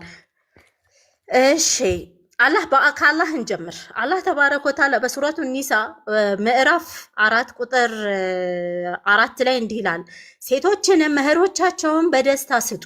በደስታ አንድ ሴትን ስታገቡ መህሮቻቸውን በደስታ ስጡ፣ ለእናንተም እነርሱ እንዳላችን ነፍሶች አለቀ። አንዳችን ደቂቃሽ አልቋል። እናመሰግናለን። ሪባትል ሴሽን ወይም ግብረ መልስ የነበረው ቆንጆ ነበረ፣ ፍሩቴጅ ነበር ማለት ነው። እናመሰግናለን። ሜሮን 10 ደቂቃ አለሽ። ያው ቪዲዮ ሪባትል ሴሽን ላይ ቪዲዮ የሚከፍትልሽ ሰው ካለ የሚተባበርሽ ሰው ካለ ይከፍትልሻል፣ ከሌለ ግን ራስሽ ትከፍቻለሽ ማለት ነው። 10 ደቂቃ ነው ምከፍታል። ሪባትል ነው ማድረገው። ስለዚህ ያነሳችሁን ሀሳብ ስለሆነ እዚህ ጋር ከፍቼ ማሳየው የተከፈተ ነው የሚታየው። እንደዚህ ግን ፌር አይደለም። ቆይ ሌላ ሰው እየከፈተላት የተከፈተውን እንኳን የሚያይ ሰው የሚከፍትልሽ ሰው ካለ አንቺ እኮ የሚከፍትልሽ ሰው ካለ አምጪ ወይ ደግሞ ራስሽ ከፈች ተብለሽ በዛ ተስማምተን ነው ውይይቱ እንትን ያለው። አሁን ሪባትል ነው እየተነጋገረ ያለችው ነገር ላይ ነው ሀሳብ የምሰጠው። እየከፈተች ነበር አንቺም እየከፈተች ደግሞ አረ ሜሮ ወደ ጭቅጭቅ አታምሪ። አይደለም ጭቅጭቅ አይደለም። አሚን መጀመሪያም ስንገባ ተነጋግረን ነው። ቪዲዮ እየከፈታችሁ ታሳያላችሁ። ፕሬዘንቴሽን ላይም ሪባትል ሴሽን ላይም ጥቅሶች እያሳያችሁ ነው የሚሆነው ሰው እንዲማርበት። አሁን ቅድም የተሰራው ስህተት አሁን ያው መሀል ላይ መግባት አልፈልግም፣ ግን መሀል ላይ አሁን የሆነ ነገር በቃል ስትናገሪ ትክክለኛውን ነገር ሰው ላይ ይረዳው ይችላል። እየተከፈተ ግን ይታይ ነው። ልጅቷ እየከፈተች ነበር ስታሳየ ነበረች። አብዱ እየከፈተላት ነው እየተነጋገሩ። ስለዚህ የሚከፍትልኝ ሰው ካለ አብዱ ጋር አልተቀጣጠሉም። ባይዘው ዲቤቱን እኮ እዚህ ጋር ማቆም ይቻላል። ከአብዱ ጋር እኔ ቀጠሮ የለኝም። አብዱ ከፍቶላት ተብሎ አይደለም የመጣችው። እኔ ይከፍትለታል። ኔትወርኳ ስላስቸገራት ነው። አሁን መክፈት ትችያለሽ ወይስ አትችይም? አይ ሪበትን ነው የማደርገው። ሰው የተናገረችው ነገር ላይ የሚከፋፈቱ ነገሮችን ክፈቺ። አሁን ለምሳሌ ጥቅስ ስጠቅሺ ክፈቺን የተባልሽው በዛ ተስማምተን የገባ ነው አይደል እንዴ ፎዚያ? እኮ መክፈት በሚገባ ነገር ሜሪ የምጠቅሰውን ነገር ቃልሽ ነው እከፍታለሁ ብሎ አላፈረኩም። ያፈረሳችሁት እናንተ ናችሁ። አብዱ እንዲከፍትላት አልነበረም የተነጋገርነው። እሷ እየከፈተች ነበር የተባለው። ግን ማስቆም እኮ ትችይ ነበር መጀመሪያ። ኔትወርኳ አስቸግሯት ከምትወጣና ሌላ ቀን ፖስትፖን ከሚሆን ዛሬ ይሁንና ሌላ ሰው ይክፈትላት፣ ዩቲ ትክፈትላት ሲባል እሺ አልሽ፣ ተስማማሽ። ከዛ በኋላ ዩቲም አልቻለችም። አብዱ መጣ ከፈተላት፣ ላከችለትና አሁን እሱ እየከፈተ እሷ እያነበበች ነበር ስናየው የነበረው። ፕሬዘንቴሽኑን ስናቀርብ በነበረው ነገር ምንም ችግር አልፈጠርሽም። ልክ ሪባትን ላይ አሁን ተራሽ ደርሶ ክፈቺ ስትባይ ለምንድን ነው እያሰብኩኝ ያለችውን ነገር እያሰብኩኝ መመለስ አለብኝ። እዚህ ጋር ሁለት ነገር ኮንትሮል እያደረኩ እኮ ባይብልም ቁርአንም ሀዲስም ሲሆን እየከፈትሽ ነው የተባልሽው። በዛ ተስማምተን የገባ ነው ውላችን። ኧረ በጣም ቀላል ነገር እኮ ነው። ክፈቺውና በቃ ጥቅሶቹን እኔ በአንድ ስልክ ይዤ በአንድ እየመለስኩኝ እንደገና ማለት ዲስትራክሽንም እየፈጠረ እኮ ይኸውልሽ፣ መክፈት ካልቻልሽ ታዲያ እኮ አስቸጋሪ ነው የሚሆነው። በምን እናውቃለን እኛ? እውነት ትናገሪ አትናገሪ፣ ቢያንስ እኛ ጥቅሶችን ልናውቃቸው እንችላለን። ሪበትሎችን ከአይምሮ የሚመጡ ናቸው እንጂ ከፒዲኤፍ የወጡ አይደለም እኮ። ጥቅሱን አውጪዋ። ጥቅሱን ሪባትል ከጅምር ሲመጣ ጥቅሱን አውጥተሽው ታሳያለሽ ማለት ነው። ምንም ችግር የለውም። ይሄ እኮ ቀላል ነገር ነው። ሜሮን ምንድን ነው ይሄ ሴታፕ ግን አልተመቸኝም። ማለት እንደዚህ በጣም ማለት እሷም ስላልቻለች ነው። አሁን 1000 ገብቻለሁ ብላለች። የታለች እንትና ፎሎዊንግ አልከፍትም እያላት ነው። ሌላ ሰው የሚከፍትልኝ ሰው ካለ ሌላ ሰው አሳይን አድርጊ። እሺ አልከፍትም አለኝ ብል በቃ ዲቤቱ ይጠናቀቃል። ለአብዱ ላኪለት ወይ አብዱ ይክፈትልሽ። ላንቺም ይኸው ይተባበርሽ። አብዱ ላኪለት። ምን ሪበትን ላረግ ነው? አሚን ሀሳቤን ሰብስቤ ሪበትን ላደርግ 10 ደቂቃ እኮ ይከፍትልሻል እኮ ይክፈትልኝ። ጥቅሱን ይከፍትልሻል አብዱ ምፈልጊውን ከኢማም ሙስሊም ላይ ከቁርአንም ላይ ይከፍትልሻል። አብዱ ትችላለህ አይደል? ትናገር እሷ ሳይሆን እኔ የምናገረውን ነገር መክፈት ይችላል። የምትናገሪውን ይከፍትልሻል። ከዛ ታነቢያለሽ ነው እኮ ሜሮን። በዛ ንግግራችን እሱ ነበር። ሰዓትሽማ እሱም ሲከፍት እኮ ሰዓት ያልቃል እኮ። እሷም በስነ ስርዓት በሰዓቷ ነው የተጠቀመችው። አንደኛ ጴጥሮስ ለምሳሌ ብለው አንደኛ ጴጥሮስን ከፍቶ ቶሎ ያሳያል ማለት ነው። አዎ እንደዛ ነው። ባይብልን ጥቅሱን ቶሎ ያሳያል። አንቺም ማሳየት ትችያለሽ ከፈለሽ። ግን እንደው ልንተባበርሽ ብለን ነው እንጂ እንደዚህ አይነት ትጥቅ ሳይታጠ እኔ ከመጀመሪያውን ነግሬሻለሁ። የምትከፍቺ ከሆነ ስልሽ አዎ አልሽ። ሰው እያሳየ እየከፈተ በአላህ ማለት እንደዚህ ሰው እያዳመጠ 1100 ሰው እያዳመጠ እንደዚህ በጣም እንትን ነው የምር በጣም አስቸጋሪ ይፈትልኝ ይተባበር። እሷን እየተባበረ ደቂቃውን ጀምሪ። ጥቅስ ጠቅሺ አብዱ ይከፍትን ይላል ይከፍትልሻል። አብዱ ክፈትላት ጥቅስ ጠቅስ ከዘኔ አለ ሰባለብኝ። እሺ አብዱ ደቂቃውን ስፈልጊ ጀምሪ በያት ለፎዚታ። እሺ ጀምሪልኝ። በጣም በሚገርም ሁኔታ እስካሁን አንድ ጊዜ ይቅርታ ሰዓቴ እንትን አለ። እስካሁን ባነሳነው ነገር አይታችሁ ከሆነ ስለ እስልምና ምንም አልተማርንም። አንድ ቦታ ላይ ጠቅሳ አሁን እንደውም ሪፊውት እኔን አረጋለሁ ኦር ደግሞ ሪበትን ላርግ ብላ ቫዮሌሽን ዋርኒንግ እየሰጠኝ ነው፣ ሪስትሪክሽን እየሰጠኝ ነው።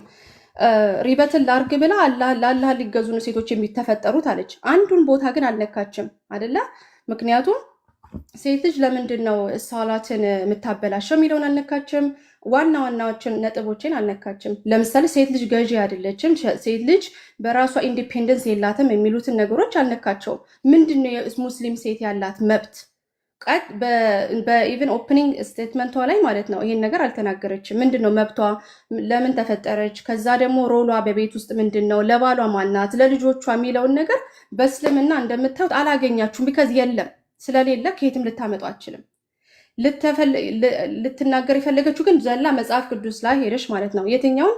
አንደኛ ጴጥሮስ ቁጥር 3 ምዕራፍ 3 ቁጥር 7 ላይ ደካማ የሚለውን ቃል በጣም የሚገርም ነው። ይሄ እኮ ለሴቶች የሚያግዝ ጥቅስ ነው ያመጣሽልኝ። ምክንያቱም ደካማ ዕቃ የሚለው ከእሷ ከጉልበት አንጻር ተደክማለች ከሱ። ስለዚህ ተንከባከባት እያለ ነው። ተንከባከባት ለምን ጥቅሱን አንዴ ክፈትልን። ምክንያቱም እሱን ከተናገረው በኋላ ምን ይለዋል? ውደዳት፣ ተንከባከባት። እንደውም ጸሎትህ በእግዚአብሔር እንዳይያዝ ማለት ነው። ጸሎትህ ራሱ በእግዚአብሔር ይያዛል እሷ የምትበድል ከሆነ እያለ ነው ጥቅሱ የሚናገረው። ስለዚህ እህታችን ደካማ የሚለውን ኃይለ ቃል ብቻ በማውጣት እኔን የሚደግፈኝን ጥቅስ አወጣሽ ማለት ነው። እንግዲያስ ይላል የት አለ? ቁጥር 7 እንግዲያስ የሚያስገድድ እግዚአብሔር እንጂ ኧረ እሱ አይደለም። አንደኛ ጴጥሮስ ነው ያልኩ። አንደኛ ጴጥሮስ 3 ምዕራፍ 3 ቁጥር 7 ደካማ የሚለው ማለት ነው። አንደኛ ቆሮንቶስ አላልኩ፣ አንደኛ ጴጥሮስ ቆሮንቶስ አላል፣ አንደኛ ጴጥሮስ ለኔ ስላልሰራ አለ። እሺ ለኔ ላስረዳው፣ ችግር የለውም። እሱ እየከፈተ አንዴ ከፍተኸዋል ወይስ ኢኮኖሚክ ከፍተህልኛል? እሺ ስለዚህ ወንድሞች ሆይ አረ እሺ በቃ አልቻለም እሱ የእሷን አይታችኋል ሲያሳይ ነበረ። ምንድነው በኃይል ልዩነት ነው እንጂ የክብር ወይም ደግሞ የኔቸር ልዩነት እንዳላቸው አይደለም የሚያሳየው። ምክንያቱም ቤተክርስቲያንን እንደሚወዳት ኢየሱስ ክርስቶስ ውደዳት ስለተባለ ማለት ነው።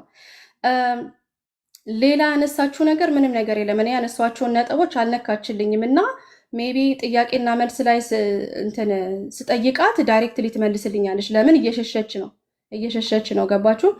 እና የቱ ጋ ነው በአላህ አምሳል ተፈጥራለች ወይ ሴት ልጅ የሚለውን ነገር ብታሳየኝ ደስ ይለኝ ነበረ። አላህን ልትገዛ ነው የተፈጠረችው ብቻ ከምትይ አላህ እንዴት አድርጎ ነው የፈጠራት? ኔቸሯን ንገሪኝ ያልኩሽ እኔ ስናገር። ስለዚህ እነሱን ብታነሽልኝ ደስ ይለኝ ነበር። እስካሁን ምንም ነገር አልተማርኩም። ሴት የተከበረችበት በእስልምና እስካሁን አልተማርኩም ማለት ነው። ምንም ሪበትል ራሱ ማድረገው ነገር አጣው። ሜቢ የራሴን አስተምሮ ባስተምር ይሻላል። አንድ ያመጣሽው ነገር አትናቲየስ ቅድም ሪበት እንትንሽ ላይ ኦፕኒንግሽ ላይ አትናቲየስ ወንድ ልጅ ብቻ ነው የእግዚአብሔር ኢሜጅ ብሎ ያለው አልሽ። እሱን ጥያቄና መልስ ላይ ቻፕተር እና ቨርሱን ትሰጭኛለሽ። ወንድ ልጅ ብቻ ነው የእግዚአብሔር አምሳል ብሎ የተናገረውን ማለት ነው። ሶስተኛ ነገር ደግሞ ይዘሽ የመጣሽው ቀለሚንጦስ ኦርቶዶክሳውያን ካቶሊካውያንም የሚያምኑት መጽሐፍ ነው እና እኔ ፕሮቴስታንት ስለሆንኩኝ ወደ እኔ ይዘሽ መምጣት አልነበረብሽም፣ ግን መጽሐፍ ቅዱስ ብለሽ ወደ እኔ ማስረጃ ይዘሽ መጣሽ። ስለዚህ እነሱ ጋር ስትወያይ እሱን ታመጫለሽ ማለት ነው። ሌላ እኔ በእውነት አይሜን ፖዝ ራሱ ባረግ ደስ ይለኛል። ምንም ሪበትን ላረግሽ የምችለውን ነገር አላመጣሽም። እኔ ወደ 7 ሐዲስ አምጥቼ እንድትመልሹ አምጥቼልሽ ነበር። ምንም የመለሽልኝ ነገር የለም። ሴቶች ገሃነም የሚገቡት አለች በብዛት ስለሆኑ ነው የሚል ነገር አነሳች። ስለዚህ ሴቶች በብዛት መፈጠራቸው ራሱ ጥፋት ነው ማለት ነው። ምክንያቱም የገነት ራት ናቸው በብዛት ስለተፈጠሩ። ስለዚህ እሱንም እኔ ያንቺን ሀሳብ የሚደግፍ ነገር አይደለም ይዘሽ የመጣሽው። በብዛታችን ብዙዎቻችን ሲኦል ነን ወይ ደግሞ እሳት ውስጥ ነን የሚልን አይዲያ ነው ያመጣሽው ማለት ነው። ስለዚህ ትንሽ ወንድን ያለው በዛ ምክንያት ነው። ሰከንድ ደግሞ ምን አልሽ? ሴቶች በቃ እኛ ደካሞች ነን የሚለውን ቃል አልተጠቀምሽም፣ ግን በቃ ጥሩ ያልሆነ ካራክተሪስቲክን ተናገርሽ በሴቶች ላይ ማለት ነው። እኛ እንዲህ ስለሆን ነው እንደዛ ስለሆነ ነው። ወንዶቹስ? ስለዚህ እኩልነት የለሽም ማለት ነው። በብዛትም የገባሽው ምክንያት በባህሪ ምክንያት ነው ማለት ነው። ስለዚህ በባህሪ ከወንድ ትለያለሽ ማለት ነው። ወንዱ ሞር ጥሩ ነው ማለት ነው በእስልምና፣ ሴቶቹ ደግሞ አይደሉም። እንዳለችው ምን አላቸው? እናንተ ለባሎቻችሁ የማትገዙ ስለሆናችሁ ብዙዎቻችሁ እንዲሆናችሁ የሚል ሐዲስ አለ። እሱን ለማምጣት እሞክራለሁኝ ጊዜ ካለ። ከዛ ደግሞ የወንድ ልጅ የሴት ልጅ ራስ ነው አልሽ። አዎ ምን ችግር አለው? ምክንያቱም አንደኛ ቆሮንቶስ ምዕራፍ 11 ቁጥር 3 ምን ይላል?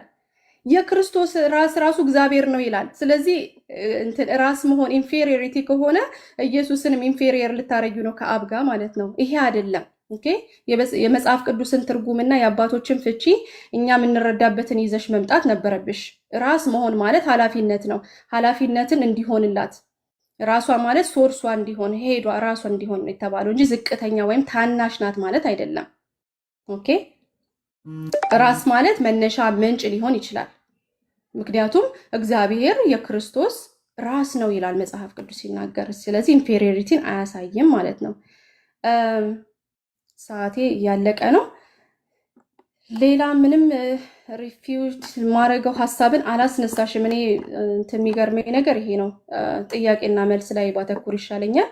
ወይ ደግሞ የራሴን ለማስተማር ፈልጌ ነበር፣ ግን ቪዲዮ ክፈቱ ተብሏል። አሁንም ምልሽ ነገር እባክሽ በቁርአን ውስጥ ሴት ልጅ በአላህ አምሳል የተፈጠረችበት አንቀጽ አለ ወይ? እኩል ተፈጥራለች ወይ የሚለውን አሳየኝ። ሁለተኛ ነገር ደግሞ እኩል ራይት አለሽ ወይ ከወንድ ጋር ነው ጥያቄያችን። ይሄ ነው። እኩል ራይት አለሽ የለሽም? እንደሌለሽ እያሳየውሽ ነበረ ቅድም ሀዲሳቶችን ከፍቼ። እንደውም አንድ ወንድ የሁለት ሴቶችን አንድ ወንድ የሁለት ሴቶችን ንብረት እንደሚወስድ ቁርአን ነው የሚናገረው። ስለዚህ እኩል አይደለሽም። ኦኬ። እንደገና ደግሞ ለምስክርነትም አትበቂም እያለን ሁለት ካልሆናችሁ መምጣት አትችሉም ይላል ገንዘብ ላይ። እኔ የምጠይቀው ነገር እዚህም ላይ አሁን በዚህ ሞደርን የሆነች ሴት የተማረች ሴት አሁንም እንደዚህ ነው ወይ የምትታየው? ነው ሁለት ሆና መምጣት አለባት ወይ?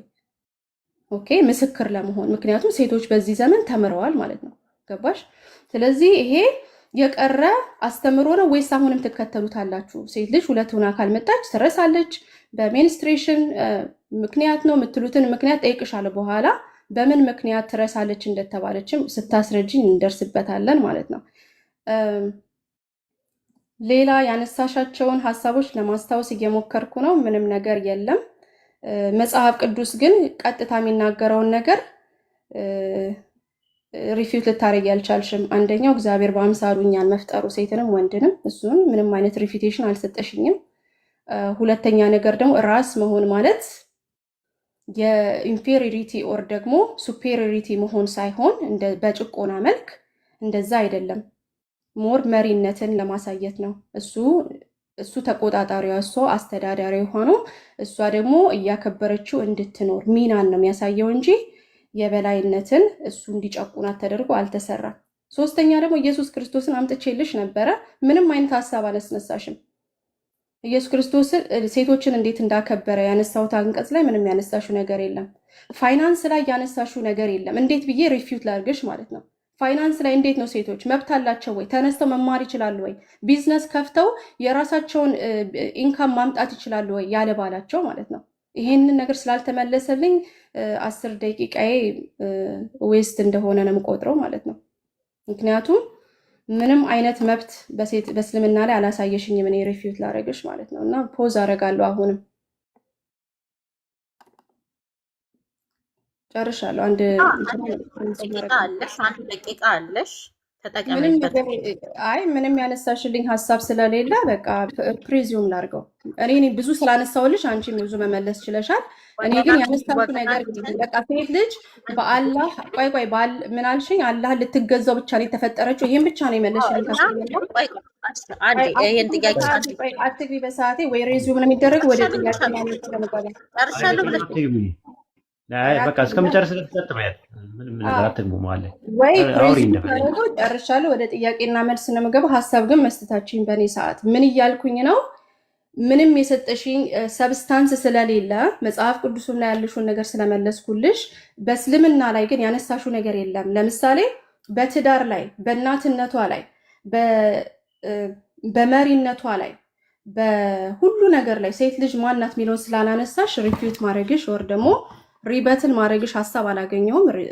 ፕሪዚዩም አድርጌዋለሁ። እንትኔ ታይም እናመሰግናለን። ጥያቄና መልስ ላይ እንሂድና አልቋል ደቂቃሽ። እናመሰግናለን። ቆንጆ እንትን ነበረ። ምንም ደስ ይል ነበር። ፐርሰናሊ ያልሆነ ግን ሀሳብ ላይ ብቻ ያተኮረ ነበር። እናመሰግናለን። አሁን ጥያቄ ተራው የእሙአይመን ነው። እሙአይመን ክርስትና ላይ ወይም ደግሞ ሴቶች ላይ በተመለከተ 2 ደቂቃ ወስደሽ ጥያቄ ታቀርቢያለሽ።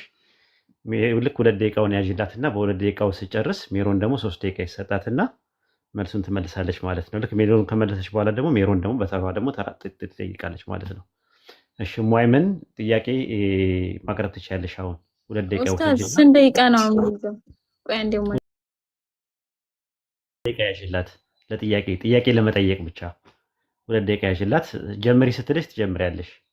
እንዳትጀምሪ እሙአይመን ከተቀበይ 2 ደቂቃ የሚያስፈልጓል። ጥያቄው የኔ በጣም አጫጭር ስለሆኑ 2 ደቂቃ የሚያስፈልገኝ ነውና እሷ አሁን ለምሳሌ ጥያቄውን ከፈለግሽ አንቺ 1 ደቂቃ ነው ካልሽ 1 ደቂቃ 30 ሰከንድ ነው ካልሽ በ30 ደቂቃ ማክስ ግን 2 ደቂቃ ነው። አንዳንድ ሰው ጥያቄ ሲጠይቅ ምክንያቱም ጥያቄ ሲጠይቂ ያልተመለሰ ነገር ካለ በዛው ለማብራራትም የተወሰነ ቀንጨብ ለማድረግም ይመቻል። እንደዛ ከዛ አንጻር ነው። 10 ኦኬ ደቂቃ ተሰጥቶናል። ምን አልን እኛ የተስማማንበት ምንድነው? ጥያቄ ይጠየቃል። ያ ሰው እስከ 20 ቅድም ሰከንድ ተስማምተሽ ነበረ ሜሮን፣ በጣም እየረበሽ ነው። አሁን ለሶስተኛ ጊዜ ነው የምትረብሽው። ቅድም አዎ ምናምን ብለሽ የተስማማሽው እንደውም አንቺ ነሽ። ጭቅጭቅ ንትርክ እንዳይኖርበት ብለን 2 ደቂቃ ጥያቄ፣ ከዛ በኋላ 3 ደቂቃ መላሽ ይኖራል። ከዛ መሀል ላይ የውይይቱን እንትኖችን ህገ ጥሰት እያደረግሽ ያለሽው አንቺ ነሽ። እያየው ነው ከቅድም ጀምሮ ማለት ነው። እና ወደ ነጥቡ ብንሄድና ሰዓታችን የምንጠቀም ጥሩ ነው። አይ ቲንክ ባይንዛዛ ጥሩ ነው። ያይመስልሽም ሜሮን? የኔ ጥያቄዎች ሾርት ናቸው። እሷ በዚህ ከተስማማ ችግር የለውም። ጊዜ ያለሽ እኮ ነው። አንቺ ከፈለሽ 30 ሰከንድም 1 ደቂቃም 1 ተኩልም ማድረግ ትችላለሽ። ግን ማክስ ግን 2 ደቂቃ ነው ማለት ፍሪ እንዲሆን ነው። 2 ደቂቃ ሰው ሳይጨናነቅ እንዲጠይቅ ነው። መልስ ሰጪ ደግሞ በ3 ደቂቃ ውስጥ ትሰጫለሽ ማለት ነው። ያ ነው ያለው ነገር ማለት ነው። እና አይ ቲንክ ቀላል ነገር ነው። ላንቺም ለሁሉም ፌር የሆነ ነገር ነው ብለን ነው። ኦኬ እማይመን አለሽ? እሺ አለሁ ኡስታዝ መርሐባ። እሺ ጥያቄ አንድ ሴት ልጅ ማለት ሞታ ከዳነች በኋላ ገነት ነው የምትገባው ወይስ ገሃነም ነው የምትገባው? ይሄንን በማስረጃ እንድታሳይ ነው የምፈልገው። ማስረጃ ገብተህ የራስሽን ሀሳብ ሳይሆን ማስረጃ ትከፍችና ገነት ወይም ገሃነም እንደምትገባ ቃል በቃል ከባይብል ታሳይኛለሽ ማለት ነው። ሁለተኛው ደግሞ መጽሐፈ ሲራክ ሴት ልጅ ለአባቷ የተሰወረች ቁርጥማት ናት ይላልና ለምንድን ነው የተሰወረች ቁርጥማት የሆነችበት? ይህንንም ደግሞ ማብራሪያውን ከባይብል ታሳይኛለሽ ማለት ነው። ሶስተኛ መጽሐፈ ዲድስቅያስ ምን ይላል? አለቃዋ የሚሆነው ወንድ ትተን አለ ሴትን ልንከተል አይገባም እያለ ይናገራል። እና ለምንድን ነው ሴትን መከተል አይገባም የሚለው? ይሄንንም እንድታሳይን እንፈልጋለን ማለት ነው። ይሄ 3ቱ ጥያቄዎችን በማስረጃ እንድትመልሽልኝ እፈልጋለሁ። አራተኛው ጥያቄ ምንድን ነው? በመጽሐፍ ቅዱስ ላይ ምን ይላል? ሴት ልጅ ለባሏ ልክ አምላኳን እንደምትገዛ መገዛት አለባት ይላል። እዚህ ጋር ሴት ልጅ 2 አምላክ አይደለም ወይ የምታመልከው የሚለውን ጥያቄ አስቀምጫለሁ። ይሄንን ደግሞ በደንብ አድርገሽ ከጭንቅላትሽ ሳይሆን ከማስረጃ፣ እስካሁን ድረስ እንደተመለከትነው ምንም ማስረጃ የለም። ነገር ግን ከማስረጃ እንድታሳይን እፈልጋለሁ። ጥያቄዎቼ ለጊዜው እዚህ ጋር ይበቃኛል። አንድ የጠየቅሽውን ጥያቄ ብቻ ኡስታዝ ከፈቀድክልኝ ሪፍሌክት አድርጌልሽ እንዳልፍ እፈልጋለሁ። እኛ ሙስሊሞች ወንዶችም በአላህ አምሳል ተፈጥረዋል ብለን አናምንም። ሴቱም ወንድም በአላህ አምሳል አልተፈጠረም ማለት ነው። አላህ እኔን የሚመስል ምንም ነገር የለም በማለት ነው የዘጋው። አላህን የሚመስል ምንም ነገር ስለሌለ እኛ ወንዶችም ሴቶችም በአላህ አምሳል ተፈጥረዋል ብለን አናምንም። ጥያቄ መልሴን ከነ ማስረጃ ባክሽ። ጨርሻለሁ። እናመሰግናለን። ሜሮን በደቂቃው ማስጀመር ትችያለሽ። ለመልስ 3 ደቂቃ ተሰጥቶሻል። እሺ የመጀመሪያውን ጥያቄ ለመለስ። ሴቶች ሲሞቱ ወዴት ነው የሚሄዱት ብላለች። መጽሐፍ ቅዱስ የሚነግረን የመጽሐፍ ቅዱስ አማኝ እስከሆነ ከማስረጃ እሺ በማስረጃ ማይመን ማስረጃ ተናገረች፣ ያለ ማስረጃ ተናገረች። የሷ ደቂቃ ነው። በሷ ደቂቃ ውስጥ ምንም ነገር አትግቢ። ካልመለሰችው ታዳሚውና ህሊናዋ ነው የምንተወው እንጂ አሁን ወደ ጭቅጭቅ እንዳያመራ ማለት ነው። መክፈት ካለብሽ ትከፍቻለሽ፣ መክፈት ከሌለብሽ መመለስ ካለብሽ ትመልሻለሽ፣ መመለስ ከሌለብሽ አትመልሽም ማለት ነው። ከእንደገና ደቂቃውን አስጀምሪላት። ከጥቅሱ ልጅ ጀምር። አይ ቲንክ ጥቅስ ማልጠቅስ መስሏት ነው። ዮሐንስ 3:16 ምን ይላል? በእርሱ የሚያምኑ ሁሉን የዘላለም ሕይወት እንዲኖራቸው እንጂ እንዳይጠፋ እግዚአብሔር አንድያ ልጁን እስኪሰጥ ድረስ ዓለም እንደዚህ ወዷልና ይላል። በእርሱ የሚያምን ሲል ሁሉንም ወንድንም ሴትንም ነው ማለት ነው። ስለዚህ ሴቶች በክርስቶስ አምነው ከሞቱ ወደ መንግስተ ሰማያት እንደሚገቡ መጽሐፋችን ይናገራል። ኦኬ እንግዲህ ይሄንን ካልኩሽ ዘንዳ ወደ ገላትያ ሰዎችም ስንሄድ ምዕራፍ 3 አይ ብሊቭ አይሁዳውያን ወይም ግሪክ፣ ባሪያ ወይም ነፃ ወይም ወንድ ሴትም የለም፣ ሁላችሁም በክርስቶስ ኢየሱስ አንድ ናችሁ ይላል። ስለዚህ በዚህ መሰረት የመጀመሪያውን ጥያቄሽን መልሻለሁ። ሁለተኛ ያመጣሻቸውን መጽሐፍቶች ተቀባይ ስላልሆንኩኝ እሱን ለሚቀበሉት ሰዎች ተዋዋለሁ። ሶስተኛ ያነሳሽው ግን ምንድነው? ትገዛ ለባሏ ትገዛ የሚለውን ጥቅስ አምጥተሻል ማለት ነው። በዚያው ምዕራፍ ላይ ምንድን ነው የሚለው? ሚስቶቻቸውን እግዚአብሔር ቤተክርስቲያንን እንደሚወድ እንዲወዱ ቤት እንትና መጽሐፍ ቅዱስ ይላል። አትግቢ በማለት ኦኬ። ለምን ምን ይላል መጽሐፍ ቅዱስ የሚናገረው? ኢየሱስ ክርስቶስ ለቤተ ክርስቲያን ራሱን ሰጠ። ስለዚህ የባል ኃላፊነት መግዛት ሳይሆን እንደ እስልምና መስዋዕታዊ ፍቅር ማሳየት ነው ማለት ነው። ኦኬ። መገዛት ደግሞ የሚለው ቃል እናንተ እንደምታስቡት አይደለም። መገዛት አሁን እንደምታዩ ተርም አይደለም። መጽሐፍ ቅዱስ በኤፌሶን 5:21 ላይ ምን ይላል? እርስ በርሳችሁ ተገዙ ይላል። መገዛት ማለት ኢንፌሪዮሪቲ ኦር መጥፎ ነገር አይደለም። ይሄ የቤተሰብ ስርዓት ነው። የፍቅር እና የኃላፊነት ግንኙነትን ማሳያ ነው። ኦኬ። ስለዚህ በዚህ መልኩ መልሼልሻለሁ። ቀጥይ። ሌላ ኦኬ። ሁለቱን ጥቅስ ያመጣሻቸውን መጽሐፍቶች ተቀባይ ስላልሆንኩኝ አልመልስም ብያለሁ። ሁለቱን ግን መልሻለሁ። መልሱን እንደ መልስ የምትቀበዩ ጥያቄ አልተመለሰልኝም። ወይ በራስሽ ሰዓት ላይ ከፈለግሽ ይሄ ነገር አልተደረገም ማለት ትችያለሽ። አሁን የሷ ደቂቃ ነው። አንዴ ፖዝ አድርጊላት። ፖዝ አድርጊላት። በተሰጠሽ ደቂቃ ላይ ነው ጥያቄዎቿን አልተመለሰም እንደዚህ የሚል ነገር ማቅረብ የምትችይው ማለት ነው እንጂ እሷ በምትናገረው ላይ መሀል ላይ እንዳትገቢ። ከአሁን በኋላ ስትገቢ እንዳላይሽ ትቀጫለሽ። ኦኬ፣ ቀጥይ ሜሮን፣ ክፈችላት። ሁለቱም መልሻለሁ። ሴት ልጅ በክርስትና ወደ መንግስተ ሰማያት ነው የምትገባው በክርስቶስ ባላት እምነት መሰረት ብያ መልሻለሁ። ይሄ እንግዲህ መጽሐፍ ቅዱስ ላይ ያለ ነው። ዮሐንስ 3:16 ብያለሁ። ሁለተኛ ገላትያ 3ን አምጥቼልሻለሁ። አይሁዳዊ ወይ ግሪካዊ የሚባል የለም፣ ወንድም ሴትም የለም፣ ሁሉም በክርስቶስ አንድ ነው የሚለውን ጥቅስ አምጥቻለሁ። አንዱን መልሻለሁ። ሁለተኛው ደግሞ ነገርኩሽኝ። መገዛት የሚለው ቃል በኤፌሶን 3:21 መሰረት የተጠቀሰ ነው። ኦኬ። እርስ በርሳችሁ ተገዙ ይላል። መገዛት ማለት መረገጥ ማለት አይደለም። አንቺ እንደምታስቢው መገዛት ማለት መስዋዕታዊ ፍቅር ማሳየት፣ አንዱ ለአንዱ መተሳሰብ ማለት ነው። ይሄን መልሼልሻለሁ። ምክንያቱም ያው ጥቅስ ራሱ ምን ይላል? ባሎች ሚስቶቻችሁን ክርስቶስ ቤተክርስቲያንን እንደወደደ ውደዱ እስከ ሞት ድረስ እንዲሄዱ የመጽሐፍ ቅዱስ ያዛል። ስለዚህ አንቺ በምትዩ መሰረት አይደለም።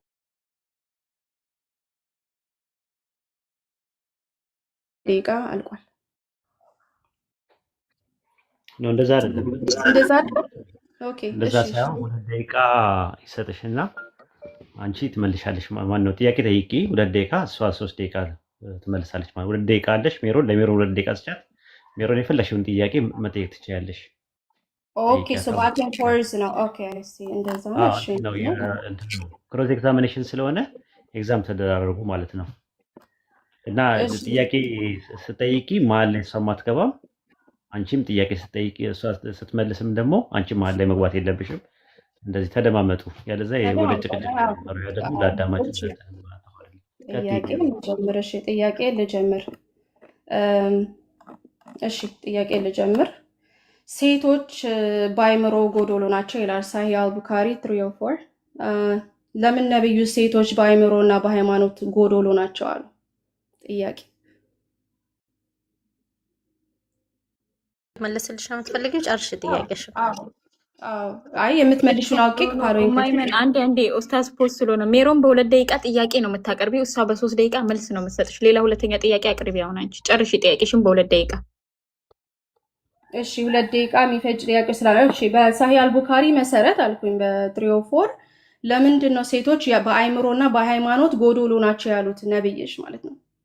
እና የአይምሮ ጎዶሎ ማለት አይደለም ስለ ህጋዊ ምስክርነት ነው ብለሽ ካልሽኝ ደግሞ ማለት ነው ምክንያት እንዲህ አይነት መልስ ስለምትመልሱ ህጋዊ ምስክርነት ዝቅ ካለ ለምን ጎዶሎ የሚል ቃል ተጠቀመ? ጎዶሎ ምን ማለት ነው? ጎዶሎ ምን ማለት ነው? ሌላ የምታሳይኝ ደግሞ ምንድነው? ወንዶች በጾታቸው ምክንያት ጎዶሎ ተብሎ የተጠሩበትን ሐዲስ ወይ ቁርአን እንድትሰጪኝ ነው። አጠር ያሉ ናቸው ብያለሁ ከመጀመሪያው ጀምሮ። ሰው ይሄንን አብራሪልኝ ባለሽ ሰዓት ታይምን ወይ ፖዝ አድርጊልኝ። ይሄ ሀሳብ ይሄ ነው በዚህ ጥያቄ ላይ። ይቅርታ ከዚህ በላይ 4 ጥያቄ ጠይቄያለሁ። 2 ደቂቃ የሚፈጅ አይደለም። ጥያቄሽን ጨርሰሻል ወይስ ይቁም ወይስ? 4 ጥያቄ ጠይቄያታለሁ። ያው አጠር ስለሆነ እሺ። አመሰግናለሁ። ሜሮን ጥያቄ ጠይቃለች፣ እሟይመን ደግሞ መልስ ትሰጣለች ማለት ነው። ደቂቃ ያዥላትና ጀምሪ ቢያት እሟይመን ለመልስ። መልስ 3 ደቂቃ ነው እንደ መልስ ወይስ 2 ነበር? የደቂቃ ያንቺም 3 ደቂቃ ነው የነበረው መጠቀም ስላልፈለግሽ ነው። እሷም ደግሞ 3 ደቂቃ ቅድም ያልተመለሰም ነገር ካለ አልተመለሰም እንደዚህ ነው የራስሽን አንተን መስጠት ትችያለሽ፣ ኮሜንት መስጠት ትችያለሽ። በዛ በ3 ደቂቃው መልሱን መልሰሽ ከፈለግሽም ከመልሱ በፊትም መብትሽ ነው። ዋይመን አለሽ? ስልኬ ስታክ አድርጎብኝ ነበር። አሁን ነው የከፈተልኝ። እሰማሃለሁ ግን ማይክ ማንሳት አልቻልኩም ነበረ። እሺ አለሁኝ። ያነሳቻቸው ጥያቄዎች ምንድናቸው? ድንገት በደንብ ካልሰማኋት፣ አንደኛ ሴቶች ደካማ ናቸው ብለዋል። ይሄንን ከፍተሽ ከሀዲሱ እንድታሳየኝ እፈልጋለሁ በመጀመሪያ ደረጃ። በሁለተኛ ደረጃ ምንድነው እኩልነታችሁ የቱ ጋር ነው ብለሻል። ቅድም አልሰማሽኝም ማለት ነው። ምክንያቱም አላህ ተባረከ ወተዓላ እኩል ሲያደርገን እኩል ባደረገን ቦታ ላይ እኩል አድርጎናል፣ መለያየት ባለብን ቦታ ላይ ደግሞ ለያይቶናል ብዬ ነግሬሽ ነበረ። ግን ያው አልሰማሽኝም ብዬ ነው የማልፈው። በመቀጠል እኔ ክርስትና ላይ የጠየኩት አንዲትም ጥያቄ መልሱ አልተመለሰልኝም። ባጭሩ መልሱ ከነን ያልተመለሰው። ሆኖም ግን ችግር የለውም፣ ወደ ጠየቅሽው ጥያቄ እመለሳለሁ ማለት ነው። እሺ አንድ ጊዜ አላህ ደቂቃ አይቆምም አይደል ኡስታዝ? አይ አታቆሚው፣ የሚቆም አይመስለኝም። አንድ ጊዜ ስልኬ ፖዝ ሆኖብኝ ነው ማስረጃውን ለማውጣት። እሺ ምንድን ነው ሌላ ጥያቄው ጠፋ። ጥያቄውን ትንሽ አንድ ጊዜ ትነግሪኛለሽ? ወደ ሆነ ቦታ እንትን ብዬ ጥያቄ ትናለብኝ። አንድ ጥያቄዋን ብቻ ጥያቄ ልድገምልሽ? እሺ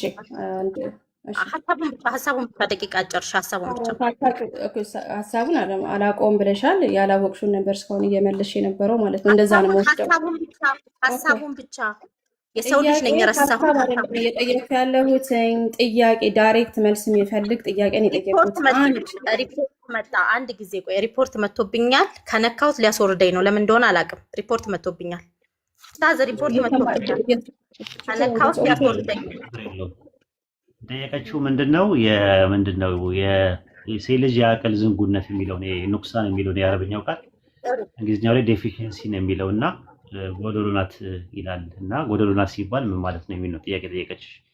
እሺ ሴት ልጅ ጎደሎ ናት የተባለበት ቦታ እዛው ሀዲሱን ክፈችልኝ ብዬሻለሁ። ሀዲሱን አልከፈትሽልኝም። ሀዲሱን ክፈችልኝ ያልኩሽ ለምንድን ነው? እዛው ሀዲሱን ብታነቢው፣ ጨርሰሽ አላነበብሽውም፣ ይዘሽው የመጣሽውን ነገር ነው። ሀዲሱን ብታነቢው ኖሮ በደንብ ዝርዝር አድርጎ ይነግርሻል ማለት ነው። ሴት ልጅ በአቅሏ ምን አይነት ጊዜ አለ? አንደኛ ሪፖርት አድርጎኛል፣ ሚውት ማድረግ አልችልም። እሺ ከነካሁት ሊያስወጣኝ ነው። አንደኛ ማንስትሬሽን በምትሆንበት ሰዓት ላይ ሆርሞኗ በጣም ይቀያየራል። ያ ሆርሞን በሚቀያየርበት ሰዓት ላይ እዛው ሀዲሱ ላይ ተብራርቶ ተቀምጧል። ሌሎችም ሙፈሲሮች አብራርተውታል እንደዚሁ። ያንን ትክክለኛን ፍርድን መፍረድ አትፈልግም። ይሄ ደግሞ ሁላችንም ሴቶች ላይ ያለ ነገር ነው። እንበሳጫለን፣ እንናደዳለን፣ ሌላ ስሜቶች ውስጥ እንገባለን ማለት ነው። ስለዚህ አለቀብኝ ደቂቃይም። ስለዚህ በዚህ አይነት መንገድ ነበረ። ማስረጃውን ግን መክፈት አልቻልሽም። ያንቺንም ስጠይቅሽ ማስረጃ አልከፈትሽም። እንዴት እንደማደርግ ንገሩኝ። ቆይ ኡስታዝ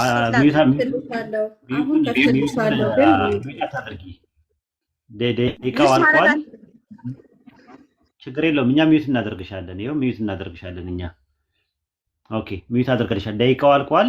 ልክ እንትን ሲደርስ የሚቀጥለው ካልበቃሽ 3 ደቂቃ ምላሽ በሚሰጥበት ሰዓት ላይ ዛሬ ማብራራት ትችያለሽ። የሚቀጥለው ላይ ማለት ነው። አሁን ደቂቃዎች አልቋል። ኡስታዝ የማይመንን ሪሙቭ አድርጊያት እያለኝ ነውና ያው ማስረጃ ለምንድን ነው እኔ እንጃ ምን እንደሆነ ሪሙቭ አድርጊያት አለኝ። ግን እስቲ አሁን ዝም ብለኛል። አዎ ከገስት አውርጃት እያለ ነው። ዝም በይው። እሺ ዝም በይውና እንትን በይው። የእሟይመን አለሽ? እሟይመን ሚዩት አንሺ። እሺ ሚዩት ተነስቷል። አሁን ሚዩትን ማንሳት አልችልም። ከነካሁት ቀጥታ ነው የምወርደው። ከነካሁት ቀጥታ ነው ተነስቷል። አሁን ማውራት ትችያለሽ። 2 ደቂቃ ይሰጥሽና ጥያቄ ትጠይቂያለሽ። ጥያቄ ተራው ያንቺ ነው። 2 ደቂቃ ጥያቄ መጠየቅ ትችያለሽ። እሺ መርሃባ። ደቂቃውን አስጀምሪልኝ። እሺ አሁንም ጥያቄ ራሱን ነው የምደግመው። ሜሮን ሴት ልጅ በክርስትና ገነት ትገባለች ወይስ አትገባም? በማስረጃ ገነት እንደምትገባና እንደማትገባ አሳይን። ማስረጃ ከፍተሽ። አሁንም ጥያቄ ራሱ ነው። ሴት ልጅ በክርስትና ገነት ትገባለች አትገባም? ሲቀጥልስ ደግሞ ለምንድን ነው ደካማ ፍጥረት ናት የተባለችው? ደካማ ፍጥረት ተብላ ለምንድን ነው እግዚአብሔር ለምንድን ነው የፈጠረውን ፍጡር የፈጠረውን ባሪያ ደካማ ፍጥረት በማለት የሚጠራት እያልኩሽ ነው።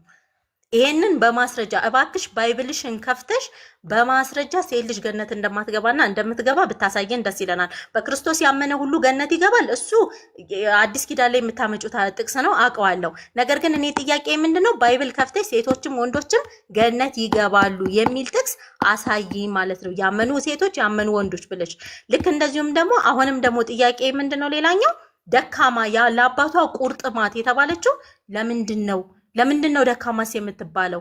መገዛት ደግሞ ለወንድም ለሴትም እኩል ነው ካልሽኝ እንደዛ አይደለም። መገዛት ፖዝ እያደረገኝ እየመለሰኝ ነው። እኔ ሳወራ ፖዝ ያደርገኛል። እሺ፣ በመቀጠል መገዛት ማለት ደግሞ ደቂቃዬ ካለቀ ኡስታዝ አስቁሙኝ። ጭራሽ ምንም ነገር ማየት አልችልም። መገዛት ያልኩሽ ደግሞ እኔ ሚስቶች ሆይ እያለ ነው የሚናገረው። ኤፌሶን ላይ ሚስቶች ሆይ ለባሎቻችሁ ይላል። ሚስቶች ሆይ ለጌታ እንደምትገዙ ነው ያለው። ለጌታ እንደምትገዙ ለማን ተገዙ አለ? ለማን ተገዙ አለ? ለባሎቻችሁም ተገዙ። ለሁለት ጌቶች መገዛት እንዴት ነው የሚቻለው እያልኩሽ ነው። ምክንያቱም ማቴዎስ 6:24 ላይ ለሁለት ጌቶች አትገዙ ይለናል። ስለዚህ ለሁለት ጌቶች እንዴት ነው የሚገዛው? እሺ ሰዓት አልቋል ብለን ስንል አውቶማቲካሊ ማቆም አለባችሁ ማለት ነው። እሺ ዊት አድርጓት። ኦኬ ሜሮን 3 ደቂቃ አለሽ። የጠየቀችሽን ጥያቄ መልሽላት ማለት ነው። በ3 ደቂቃ ማስጀመር ስትፈልጊ ጀምሪ ቢያት በቅንሽ ነው። ጥያቄዋን መልስ ለመስጠት ሞክሪ። ሚውት አድርጌ እያወራ ነው። ስክሪን ሼር አድርጌ ያለው። እሺ ሶሪ። ኦኬ እንግዲህ ለአሁን ለተናገረችው ደግማ ለጠየቀችኝ ነገር አውዝ ቢላህ ብያለሁ። ምክንያቱም እንዴት ሰው ማስረጃ እየቀረበለት ቁርአን እንትን የሐዲሱ ነንበር እየተሰጠው አልተጠቀሰም ይላል። ስለዚህ እናንብበው። Once Allah messenger out of the ይልና እዚህ ጋር they wait hold on then he passed by the women and said, oh women, give alms, and I have seen that the majority of dwellers of hellfire were you women. እናንተ ናችሁ። they asked, why is that so, oh Allah messenger? He replied, you curse frequently. okay በሚኒስትሬሽን አይደለም ያለው you curse ትሳደቢያለሽ ሙአይመን and ungrateful to your husbands. ለሃዝበንድሽ ለሚሰጥሽ ነገር አንግሬትፉል ነሽ። ባል ስላለሽ you should be grateful እያለሽ ነው። I have not seen anyone more deficient in intelligence and religion than you ብሎ የምትከተዩ ነብይ የተናገረው በዚህ ምክንያት ነው እያለሽ ነው። እዚህ ጋር መተሽ ሚኒስትሬሽን ነው አላህ ጎዶሎ አድርጎ ስለፈጠረ ነው እያልሽ እኮ ነው። እንደውም ያላለውን ነብዩ ያላለውን ነገር እየጨመርሽ ነው። okay a cautious sensible man should be led astray by some of you. The women ask, oh Allah messenger, what is deficiency in our intelligence and religion? አለች። ምንድነው ጉድለታችን? ምስኪን ሴት is not that the evidence of two women equal to the witness of one man አላት። ቁርአንሽን አታነቢም ወይ? የአንድ ወንድ ምስክርና የሁለት ምስክር አንድ አይደለ ወይ? ዴፊሽንሲሽ እኮ እሱ ነው ወር ደግሞ ጉድለትሽ እሱ ነው። they replied in affirmative አመኑ። ሙአይመን አላመነችም እንጂ ሙአይመን ነው ያላመነችው እንጂ ሴቶቹ በዛ ጊዜ የነበሩት አምነዋል። ልክ ነህ የነብዩ ልክ ነህ። this is the deficiency in her intelligence አላት ማለት ነው። አላህ እንኳን በቁርአኑ ጽፎልሻል ጅብሪል ባወረደው እያላት ነው። isn't it that the women can neither pray nor fast during her menses አላት። በዚህ ላይ ደግሞ ሌላም restriction እንዳለባት እየነገራት ነው። ዴፊሽንሲዋ ጉድለቷ ብዙ ነው። the women replied in affirmative ማለት እንዳንቺ አርጊው አላረገችም፣ እንዳንቺ አልተከራከረችም፣ አዎ አለች ማለት ነው። this is the deficiency in her religion. okay number 1 የመጣው ግን ስለምትሳደቢ ነው እያለች ነው። ስለዚህ ማስረጃ ይሄ ነው። ሰዓት ያለቀ ነው። ሁለተኛውን ነገርኩሽኝ ምንድነው ላድርገው። ማስረጃዬን ጨርሻለሁ። ለተናገርሽው ነገር ቆይ አንድ ጊዜ እንትኔን መክፈት ስላለብኝ ነው። በዳንኤል 12:2 መሰረት በመሬት አፈር ውስጥ የተኛች ብዙ ሰው ይነሳል። አንዳንዶቹ ወደ ዘላለም ሕይወት፣ አንዳንዶቹ ወደ ውርደትና ዘላለማዊ እረፍት ይሄዳሉ ይላል መጽሐፍ ቅዱስ። አዲስ ኪዳን ነው ስለምትይ ነው። አዲስ ኪዳን ባይዘው መመሪያ ነው። ግን ብሉይ ኪዳን የአይሁድ መመሪያ ስለምትወጂ በአይሁድ እንትን ብለሽ ስለምታምኚ ነው አንቺ። እኛ እግዚአብሔር ቃል ነው ብለን ነው የምናምነው። ስለዚህ አንቺ የምትቀበይ ሁሉ ጊዜ ቶራትን ስለሆነ ማለት ነው ከዛ አዲስ ኪዳን ራስ ምታት ስለሆነ እሺ ከብሉይ ኪዳን አመጣልሻለሁ። ዳንኤል 12:2 አታልቋል። አይ ቲንክ አንድ ጨምሩልኝ ጭንጣት ነበረ ማብራሪያ አይ በደቂቃ ስለምታወሩት ማብራሪያ የቅድሙን ማብራሪያ ስትሰጪ ነው አይ ቲንክ የቅድሙን የነበረው ማብራሪያ ስትሰጪ የጠየቀችውን ጥያቄ አልመለሽውም ሙሉ ለሙሉ ማለት ነው። በደቂቃሽን አላብቃቃሽውም። በሚቀጥለው ደቂቃ ስታገኚ ለማብራራት ትሞክሪያለሽ ማለት ነው ኢንሻአላህ። ሙአይመን ካለሽ አንዳንድ ደቂቃ ነው የሚቀር አንዳንድ ጥያቄ ነው የሚቀራችሁ። ሙአይመን አንድ ጥያቄ ጠይቂያትና ሜሮንም አንድ ጥያቄ ጠይቅና ማጠቃለያ እንሰራበታለን ኢንሻአላህ። ሙአይመን ካለሽ ጥያቄሽን ማቅረብ ትችያለሽ። ጨረሰች እሷማ ጠየቀች ነው ሜሮን ናት የምጠይቀው። ይቅርታ ተምታቶብኝ ነው ዞሮብኝ ነው። እሺ ሙአይመን እሺ ጥያቄ አለኝ ላንቺ። ሙአይመን ሙስሊም ወንድ ክርስቲያን ሴት ማግባት ይችላል? የሱር ነው። ስለ እኩልነት ነው እያወራን ያለነው። የሚጠይቀው ጥያቄው አይገናኝም። የጠየቁሽ ጥያቄያችን አይደለም። ጥያቄን በፈለኩ መልክ እሺ ላስቀምጥላት ሙሉን። እሺ ማሳቤን ላስቀምጥ። ሁለት ደቂቃ አለ። እስከ ደቂቃውን ተውት ካልሽ ከዛ በኋላ ሙአይመን ትቀጥላለች። ጥያቄውን አቅርቢና ሰዓት ያዢ ፎዚ። ፎዚ አለሽ?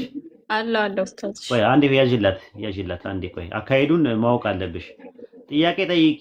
ጥያቄው እስከ 2 ደቂቃ ድረስ የፈለግሽውን ጥያቄ መጠየቅ ትችያለሽ። ከዛ 2 ደቂቃውን ስጨርሺ እሷ ትገባለች። ስጨርሺ ጨርሻለሁ በይ። ደቂቃው ወይ መቃጠልም ካለበት ይቃጠልና ሙአይመን ትቀጥላለች። እሺ ወይ ፖዝ እናደርጋለን፣ ችግር የለም። ይሄ ጥያቄ በጣም በጣም በጣም እኔ ወደ እስልምና ሊያመጣኝ የማይችል አንዱ ነገር ስለሆነ ነው የምጠይቀው። በፍጹም ማልደፍረው ነገር ስለሆነ ነው። ሙስሊም ወንድና ሴት በጋብቻ ላይ የሚለው ሀሳብ ነው። አንድ ሙስሊም ወንድ ክርስቲያን ሴት ማግባት ይችላል። ኦኬ ይሄ ልክ ነው፣ ተጽፏል፣ ቁርአን ላይም ተጽፏል፣ አወጣዋለሁኝ። ሙስሊም ሴት ግን ክርስቲያን ወንድ ማግባት ትችላለች ወይ ነው? አምሹር አይ አይደለም ነው የምትይኝ አይደለም? ምክንያቱም ጥያቄያችን ጠይቅ ሙሉን ብሎኛል። እኔማ ቃል በቃል ጠይቅሽ ነበር። ስለዚህ አንቺ ታስተካክልሽ ትመልሻለሽ። ስለዚህ ወንድ ክርስቲያንና አይሁድ ሴት ማግባት ከቻለ አንቺ ሴት ሆነሽ ግን አይሁድና ወንድ ማግባት ካልቻልሽ እኩልነትሽ የቱ ጋ ነው? ኦኬ ሁለታችሁም እምነትን መጠበቅ የምትችሉ ከሆነ ምን ማለት ነው? ሳላትሽን የምታረጊ ከሆነ ዘካሽን፣ ሀጅም የምትይጂ ከሆነ ሁሉን ነገር ፈጻሚ ከሆንሽ የነቢያት ተከታይ ከሆንሽ እንደሱ ለምን ለሴት ህጉ የተለየ ሆነ? አራት ሚስት እንዲያገባ ሁለተኛ ነገር ደግሞ እዚህ ጋር ሌላም ሴት ሙስሊም ያልሆነችን ሴት እንዲያገባ ለሱ ለምን ተፈቀደ? ለአንቺ ለምን አልተፈቀደም ነው ጥያቄ። ፕሊዝ ድገሚልኝ እንዳትይኝ። ፖዚውን ወይስ ይለቅ ወይስ ጠብቂያለሽ? ታጥፋውና ትጀምርላት። ይሄው ነው ጥያቄ። በቃ እንደዛ በይና እንትኑ እንዳይል ደቂቃዎች ውስጥ መግባት ስለማንፈልግ ነው። ኦኬ ጥሩ። ሙአይመን ስትዘጋጂ ንገሪያት። 3 ደቂቃውን አስጀምሪያት። እናንተ ገስት ካላኩችሁ እናንተ ሚውት ካላኩችሁልኝ ማንሳት አልችልም። ለዛ ነው። መርሃባ ቀጥይ ፎዚታ። ከዛ አስቁሙኝ፣ እኔ ስለማላውቀው ደቂቃ ምንም አይታየኝም። እሺ መርሃባ። የመጀመሪያው ነገር እሷ ቅድም ያነሳችው ጥያቄ አለ። ቅድም ያነሳችውን ጥያቄ ሪፍሌክት ላድርግና ወደ አሁኑ ጥያቄ ሄዳለሁ። የመጀመሪያው እዛ ጋር ነቅስ ሲል ይሄ እንትን ማለትን አይደለም መዘንጋትን እንጂ እሷ ባመጣችው መንገድ ጭራሽ አይደለም ንቁሳን የሚያሳየው። ለዚህ ደግሞ ማስረጃ ምንድን ነው ሲባል ኢማሙ ቡኻሪ መጽሐፍ 52 ሐዲስ ቁጥር 22 ላይ አቢዳውድ እንደዚህ በማለት አስተላልፈዋል። ስለዚህ ይሄ ነቅስ የሚለው ነገር አብዛኛው ዑለሞች በተስማሙበት መንገድ ሴት ልጅ ጎዶሎ ናት ምናምን በሚለው ሳይሆን ነቅስ የሚለው እኔ በሰጠውሽ ቅድም መልስ ነው ማለት ነው። ሁለተኛው እኔ የጠየኩሽን ጥያቄዎችን አንዱንም ሳትመልሽን ይሄድሽው። አሁንም እኔ ራሱኑ ሳላብራራልሽ አልሄድም። እሺ ወደ አንቺ ጥያቄ ስመለስ ስለ ትዳር ነው የጠየቅሽኝ። አይገናኝም። እኛ ወሬያችን ሴት ልጅ ክርስቲያን ማግባት ትችላለች፣ ሙስሊም ማግባት ትችላለች ወይ አይደለም። አይገናኝም። ጥያቄውና እንትኑ አይገናኝም። ሲቀጥል ከቅድም ጀምሬ እየነገርኩሽ ነው እስልምና የአላህ ዲን መሆኑ የሚያስታውቀው ብያለሻለሁ። ሴቶች እኩል ከወንድ መሆን ባለባቸው ቦታ ላይ አላህ እኩል አደረጋቸው፣ በሚለያዩበት ቦታ ላይ ደግሞ ለያያቸው ብዬሻለሁ እንጂ እኔ ሴት ልጅ ከወንድ እኩል ናት ብዬ እስካሁንም ድረስ አንድም ቦታ ላይ አልተናገርኩሽም ማለት ነው። ስለዚህ በዚህ አንግል መሰረት ሲጀምር በመሰረቱ አይገናኝም። ሲቀጥል እኔ እኩል ናቸው የሚልም ሀሳብ አልመጣብኝምም፣ ሀሳቡንም አልሰጠሁሽም። እንደዚህም አይነትን ትምህርት አላስተማርኩም። ለምን ከተባለ እኩል ነን ብለን እኛ አናምንም። እኩል መሆን ባለብን መንገድ ላይ አላህ እኩል አድርጎናል። መለያየት ባለብን ቦታ ላይ ደግሞ ሁሉንም ነው ያወረደው። የጀማ መልቲ ገዝት ብሎ እኔ ገብቻ ነው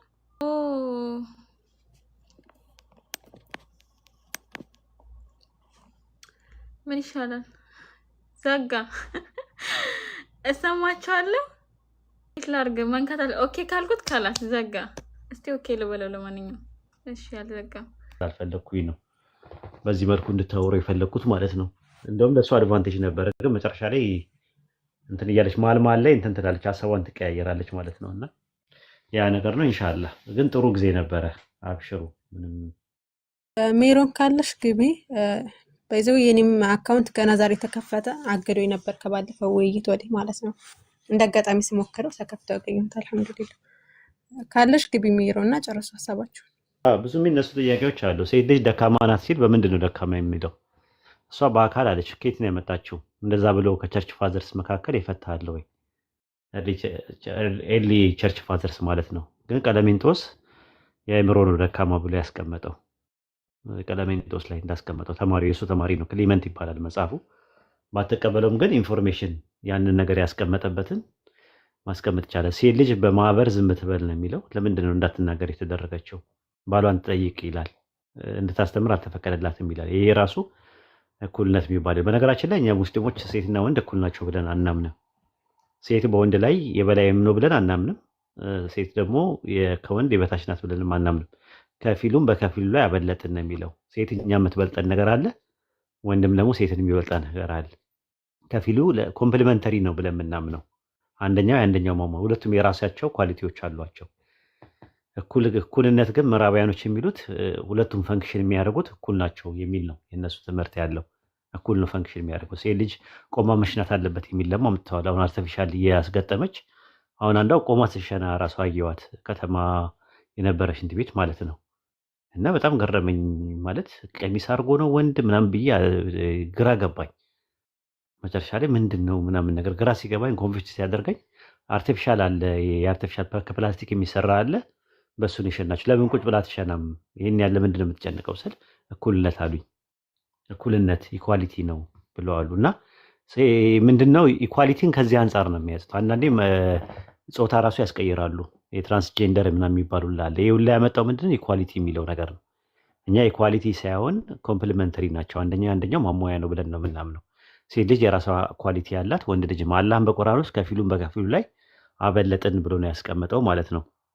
ሌሎችም ሪዝኖች አሉ። የሴት አይ ቲንክ ወንድ 4 የሚያገባበት ምክንያት ዲሞሎጂ እና በዲሞግራፊ ስትመለከቱት አብዛኛው የሚወለደው ሰው ሴት ናቸው የሚበልጡት ማለት ነው። ስለዚህ ሬሾን ለማስተካከል ነው አንደኛ ነገር። ሁለተኛ ደግሞ ሴት ልጅ ካፊርን የማታገባበት ምክንያት፣ ወንድ የሚያገባበት ምክንያት ወንድ ቤት ውስጥ ነው የምትገባው ሴቷ። ስለዚህ ተዊድ ቤት ውስጥ ነው፣ ሙስሊም ቤት ውስጥ ነው የምትመጣው ሴቷ። ስለዚህ በምትመጣበት ሰዓት ላይ የመስለሟ ቻንሷ 75% በጣም ፕሮባቢሊቲው በጣም ከመቶ 75% የመስለም ቻንስ አላት። ስለዚህ ሂክማ ነው ያለ ሂክማ ነው ይሄ። ሴት ልጅ ግን ካፊር ካገባች ኦልሬዲ ሽርክ ቤት ውስጥ ነው፣ ኩፍር ቤት ውስጥ ነው የምትሄደው። የመክፈር ቻንሷ 75% እንትን የሚል ነው።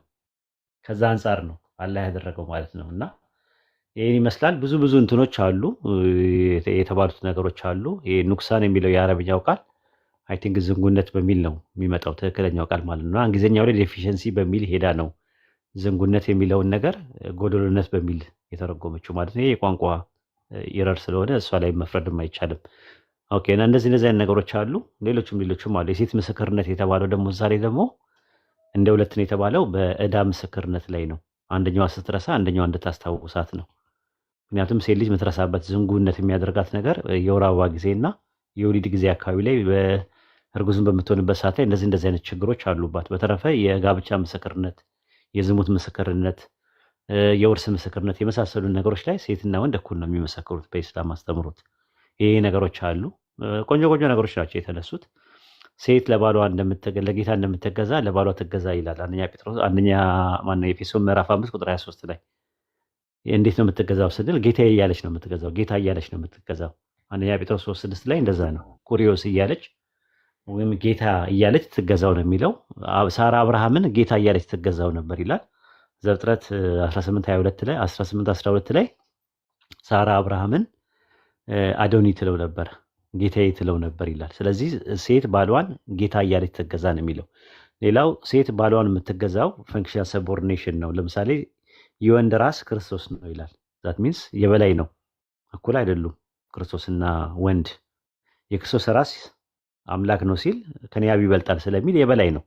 የሴት ራስ ወንድ ነው ሲባል ደግሞ የሴት የበላይ ወይም ደግሞ ገዢዋ ወይም ደግሞ የበላይዋ ወንድ ነው ማለት ነው። ይሄ ምንም ሲምፕል ነው እንትን ያለሽና ሙአሚን አላህ ይጨምርልሽ። ጀዛኪላህ ኸይር ጀዛ። በጣም የሚገርም እንትን ነው ያለው። ሰዓት መጣበብ ምናምን ነገሮች አሉ። እሱ ነገሮች ያው ኔትወርኩ ምናምን ስላስቸገሩሽ ነው። ይሄ ይመስላል። በርቺ አብዱ። ብትመጣ ጥሩ ነበረ። አይ አሁንማ ታጠቃልልና ይሄድ ጥሩ ነበረ፣ ግን ያው አልመጣችም። አንድ ኡስታዝ በተናገረው ላይ አፉ በለኝና ትንሽዬ ነገር ልጨምርበት።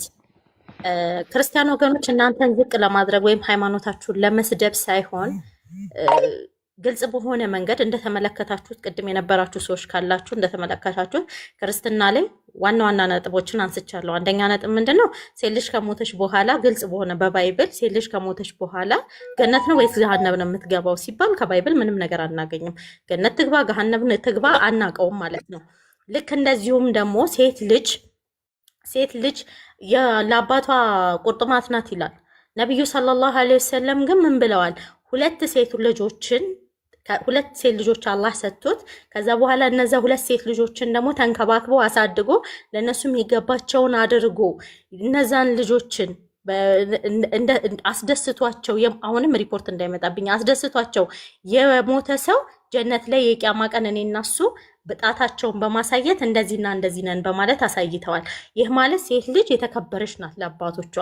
ባይብል ላይ ግን ስንሄድ ግን ምንድን ነው የሚላል? ሴት ልጅ ለአባቷ ቁርጥማት ናት ይላል።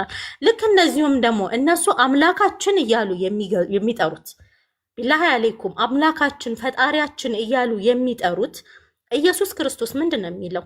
ማለት ኢሳ አለይሂ ሰላም እንደገና ወደ ቁርአኑ እንሄዳለን። ግን ኢየሱስ ክርስቶስ ምንድን ነው የሚለው ስንል ዮሐንስ ወንጌል ላይ እንደዚህ ይላል፣ የወይን ጠጅ እናቱ ወደሱ ይዛለት ትመጣለች። የወይን ጠጅ እናቱ ወደሱ ይዛለት ስትመጣ ዮሐንስ ወንጌል ምዕራፍ 4 ቁጥር 4 ዮሐንስ ወንጌል ምዕራፍ 4 ቁጥር 62 ላይ እንደዚህ ይላል፣ አንቺ ሴት ከአንቺ ጋር ምን አለኝ ይላታል። እናቱን አንቺ ሴት በማለት ይጠራታል። ልብ አድርጉ፣ ማን እያለ ይጠራታል? አንቺ ሴት። ከዛ ይሄንን ሰው እስልምና ላይ ስንሄድ ኢሳ አለይሂ ሰላም እስልምና ላይ እንደዛ ነው እንደሚለው ስንል ላ አይደለም። ኢሳ አለይሂ ሰላም እንደዛ እንዳላለ በሱረቱል መርየም ቁጥር 32 ላይ እንደዚህ ይላል፣ ለእናቴ ታዛዥ አድርጎኛል በማለት ይናገራል። ኢሳን የሚናገረው ለእናቴ ታዛዥ አድርጎኛል፣ ትዕቢተኛም እብሪተኛም አላደረገኝም ይላል። ምን አላደረገኝም? ትዕቢተኛም እብሪተኛም አላደረገኝም ይላል። ሰላምን በእኔ ላይ ነው፣ የተወለድኩበት ቀን፣ የምሞትበት ቀን፣ ሕያው ሆኜ የምቀሰቀስበትም ቀን በማለት ይናገራል ማለት ነው። እና ሃይማኖታችሁን ለመተቸት እናንተን ዝቅ ለማድረግ ለማሳደብ ሳይሆን ወደ ሀቁ መንገድ ወደ እስልምና መንገድ እንድትመጡ ነው። ሌላ ምንም አይደለም። እዚህ ጋር እናንተን ለመተቸት ወይም ለማንቋሸሽ አይደለም፣ ወይም የበላይነታችንን ለማሳየት አይደለም። አላህ የበላይ መሆኑን ምን ብሎ ይናገራል መሰላችሁ? በላቸው እውነት መጣ ይላል፣ ውሸትም ተወገደ፣ ውሸት በእርግጥ ተወጋጅ ነውና በማለት ይናገራል አላህ። ምን በላቸው እውነት መጣ፣ እውነት የሆነ ነገር ይመጣል፣ እውነት መጣ፣ ውሸትም ተወገደ፣ ውሸት የምርም ተወጋጅ ነው፣ እውነትም ተወጋጅ ነውና በማለት ይናገራል። ስለዚህ ሴቶች በክርስትና ላይ ልታገለግሉ ልትገዙ፣ ቅድም ሜሮን ነግራናለች። ምን አለች? እኛ የተፈጠርነው ለባላችን ልንገዛ ነው አለች። ኖ እስልምና ላይ ግን አላህ ምን አለ? በሱረቱ ዛሪያት ላይ እኔ ሰዎችንም ጅኖችንም ሰዎችንም የፈጠርኩት ሊገዙኝ እንጂ ለሌላ አልፈጠርኳቸውም አለ። መገዛት ለዓለማቱ ለጌታ ለአላህ ብቻ ነው። ያ ማለት ለባል መታዘዝ አይደለም እንዴ ስንል ኖ አይደለም። ለባል እንታዘዘዋለን። መታዘዝ ባለብን ልክ በተሰጠን ልክ መገዛትን ግን አንገዛውም። መስገድን ለሱ መገዛትን ግን አንገዛው። የምንገዛው ማንን ነው ሲባል አላህን ብቻ ነው የምንገዛው ማለት ነውና ወገናችን ሜሮን እንግዲህ ምንም የሰጠችን ማስረጃ የለም። አልሐምዱሊላህ መልካምን ትክክለኛን ነገር ከተናገርኩ ከአላህ ተባረከ ወተዓላ ነው። ስህተትን ከተናገርኩ ደግሞ ከነፍስዬና ከሸይጣን ነው። ወሰላሙ አለይኩም ወራህመቱላሂ ወበረካቱ። አፋን ቀጥሉ። ወአለይኩም ሰላም ወራህመቱላሂ ወበረካቱ። ኡስታዙና ጠርቻታለሁ አድርጌ ነው ብያታለሁ። እዚህ ቤት ታያት ችግር የለውም። ሱረቱ ዛሪያት ምዕራፍ 51 ቁጥር 56 ላይ ሰው የተፈጠረበት ዓላማና ኢላማ አላህን እንደሚያመልክ ነው የተነገረው። ሰውና ጂኒን አላህን ሊያመልኩ እንጂ ለሌላ አልፈጠርኳቸውም ስለሚል ማለት ነው። በባይብል ግን ሴት ልጅ የተፈጠረችው አምላክን ለማምለክ ነው አይልም። ዘፍጥረት 2:18 ላይ ረዳት እንድትሆኑ ነው የሚለው። አንደኛ ቆሮንቶስ ምዕራፍ 11 ቁጥር 7 ቁጥር 9 ላይ እንደዛ ነው። ሴት ስለ ወንድ ተፈጠረች እንጂ ወንድ ስለ ሴት አልተፈጠረም ይላል። ስለዚህ ሴት የተፈጠረችው ስለ ወንድ ነው፣ ለወንድ ለማገዝ ለመርዳት ነው የተፈጠረችው እንጂ አምላክ እንድታመልክ ነው የተፈጠረችው የሚል ባይብል ላይ የለም። በጣም ሰፊ ልዩነት አለው።